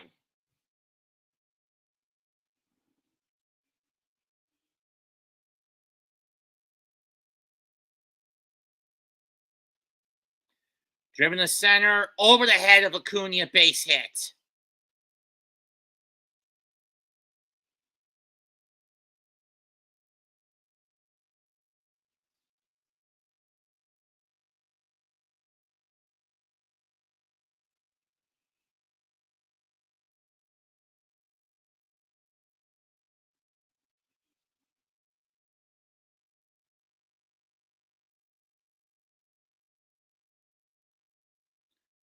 Strike 1.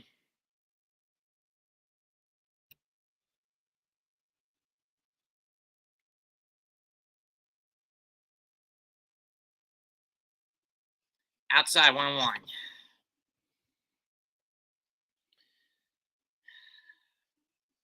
Ball 2, this time slider misses the edge of the plate.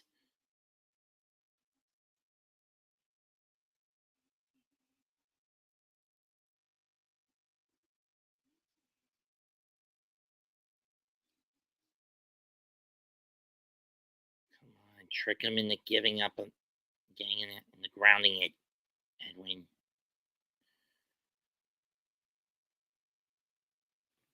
Why are you throwing that damn slider? And Pages moves in the scoring position. Seriously. Fouled off. Strike 2. I mean, seriously, Edwin, why are you throwing the slider? Ohtani's also a pitcher. The only reason he hasn't pitched all this year is because last year he went under the knife for elbow UCL because of UCL damage.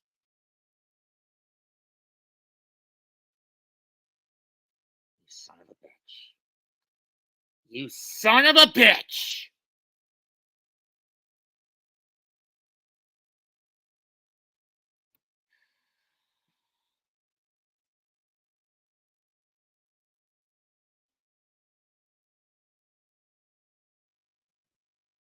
Seriously.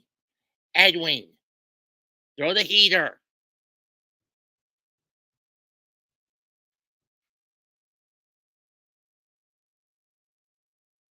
Give me a Bree bullet.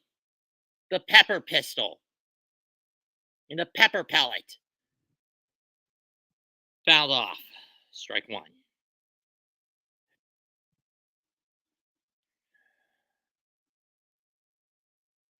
Stop with the damn slider, Edwin! No one's chasing it! Go with the heater, damn it! 1-1. Just throw the heater! Stop with the sliders! 1-2. On a check swing to boot. We need a ground out here to at least mitigate the damage. Please. Just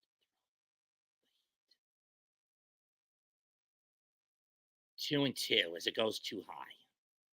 Aim it lower, you son of a bitch.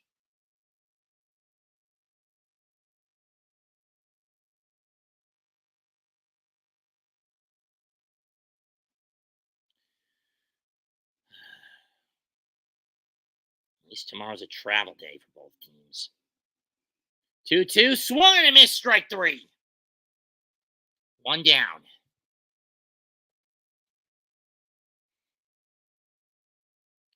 Why is it the Mets constantly give me a heart attack every time I call these games? Just for once, can I get a game where I'm not clutching at my fucking chest? Teoscar Hernandez, first pitch.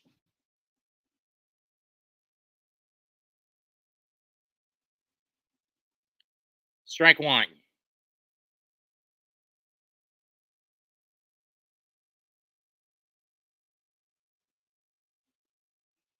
A 1 pitch, swung and a miss, strike 2.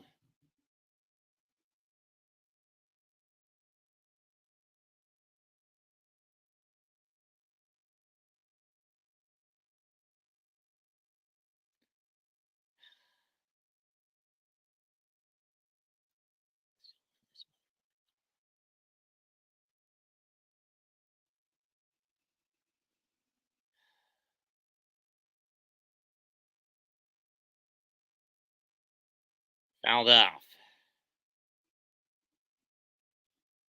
Too high, 1 and 2. High and in, 1 and 2.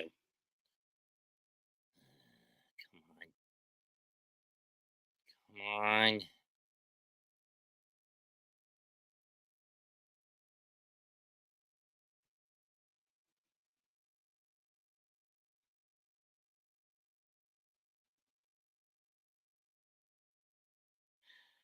Fouled off again. Get the Mets out of this unscathed. The 1-2 to Teoscar. Got him swinging. Strike 3, 2 down, 1 to go.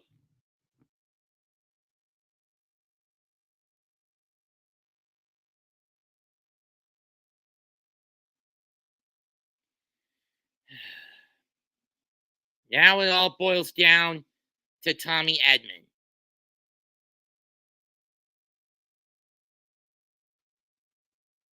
Or Freddie Freeman, excuse me. First pitch. Swing and a miss at the fastball, 0-1.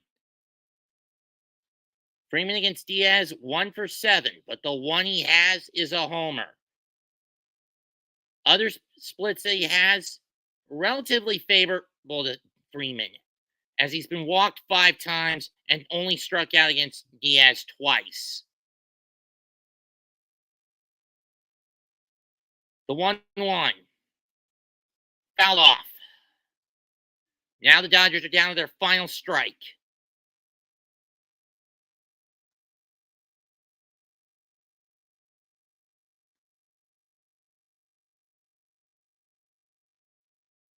Ball 2. Damn it.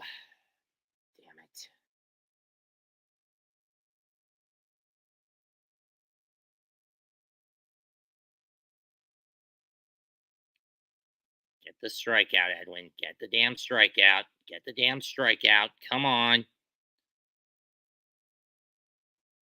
One more pitch. Minimum.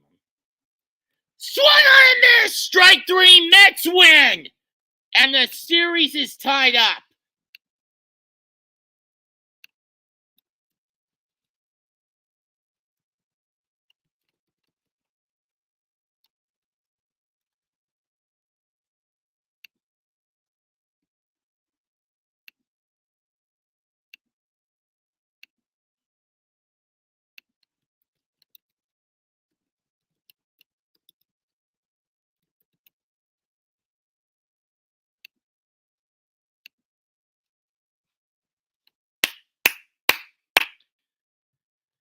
Stand up, New York Mets fans. 7-3 score. Winning pitcher Sean Manaea through 5 innings. Losing pitcher Chad Lint. What was the name of this kid again?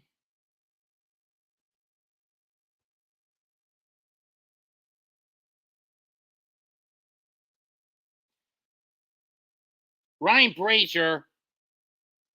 Edwin Diaz gets the 4-out save.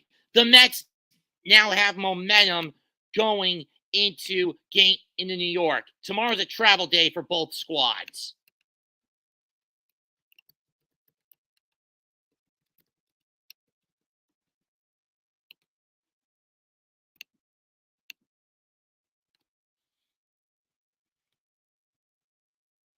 Put this fucker in the books tonight.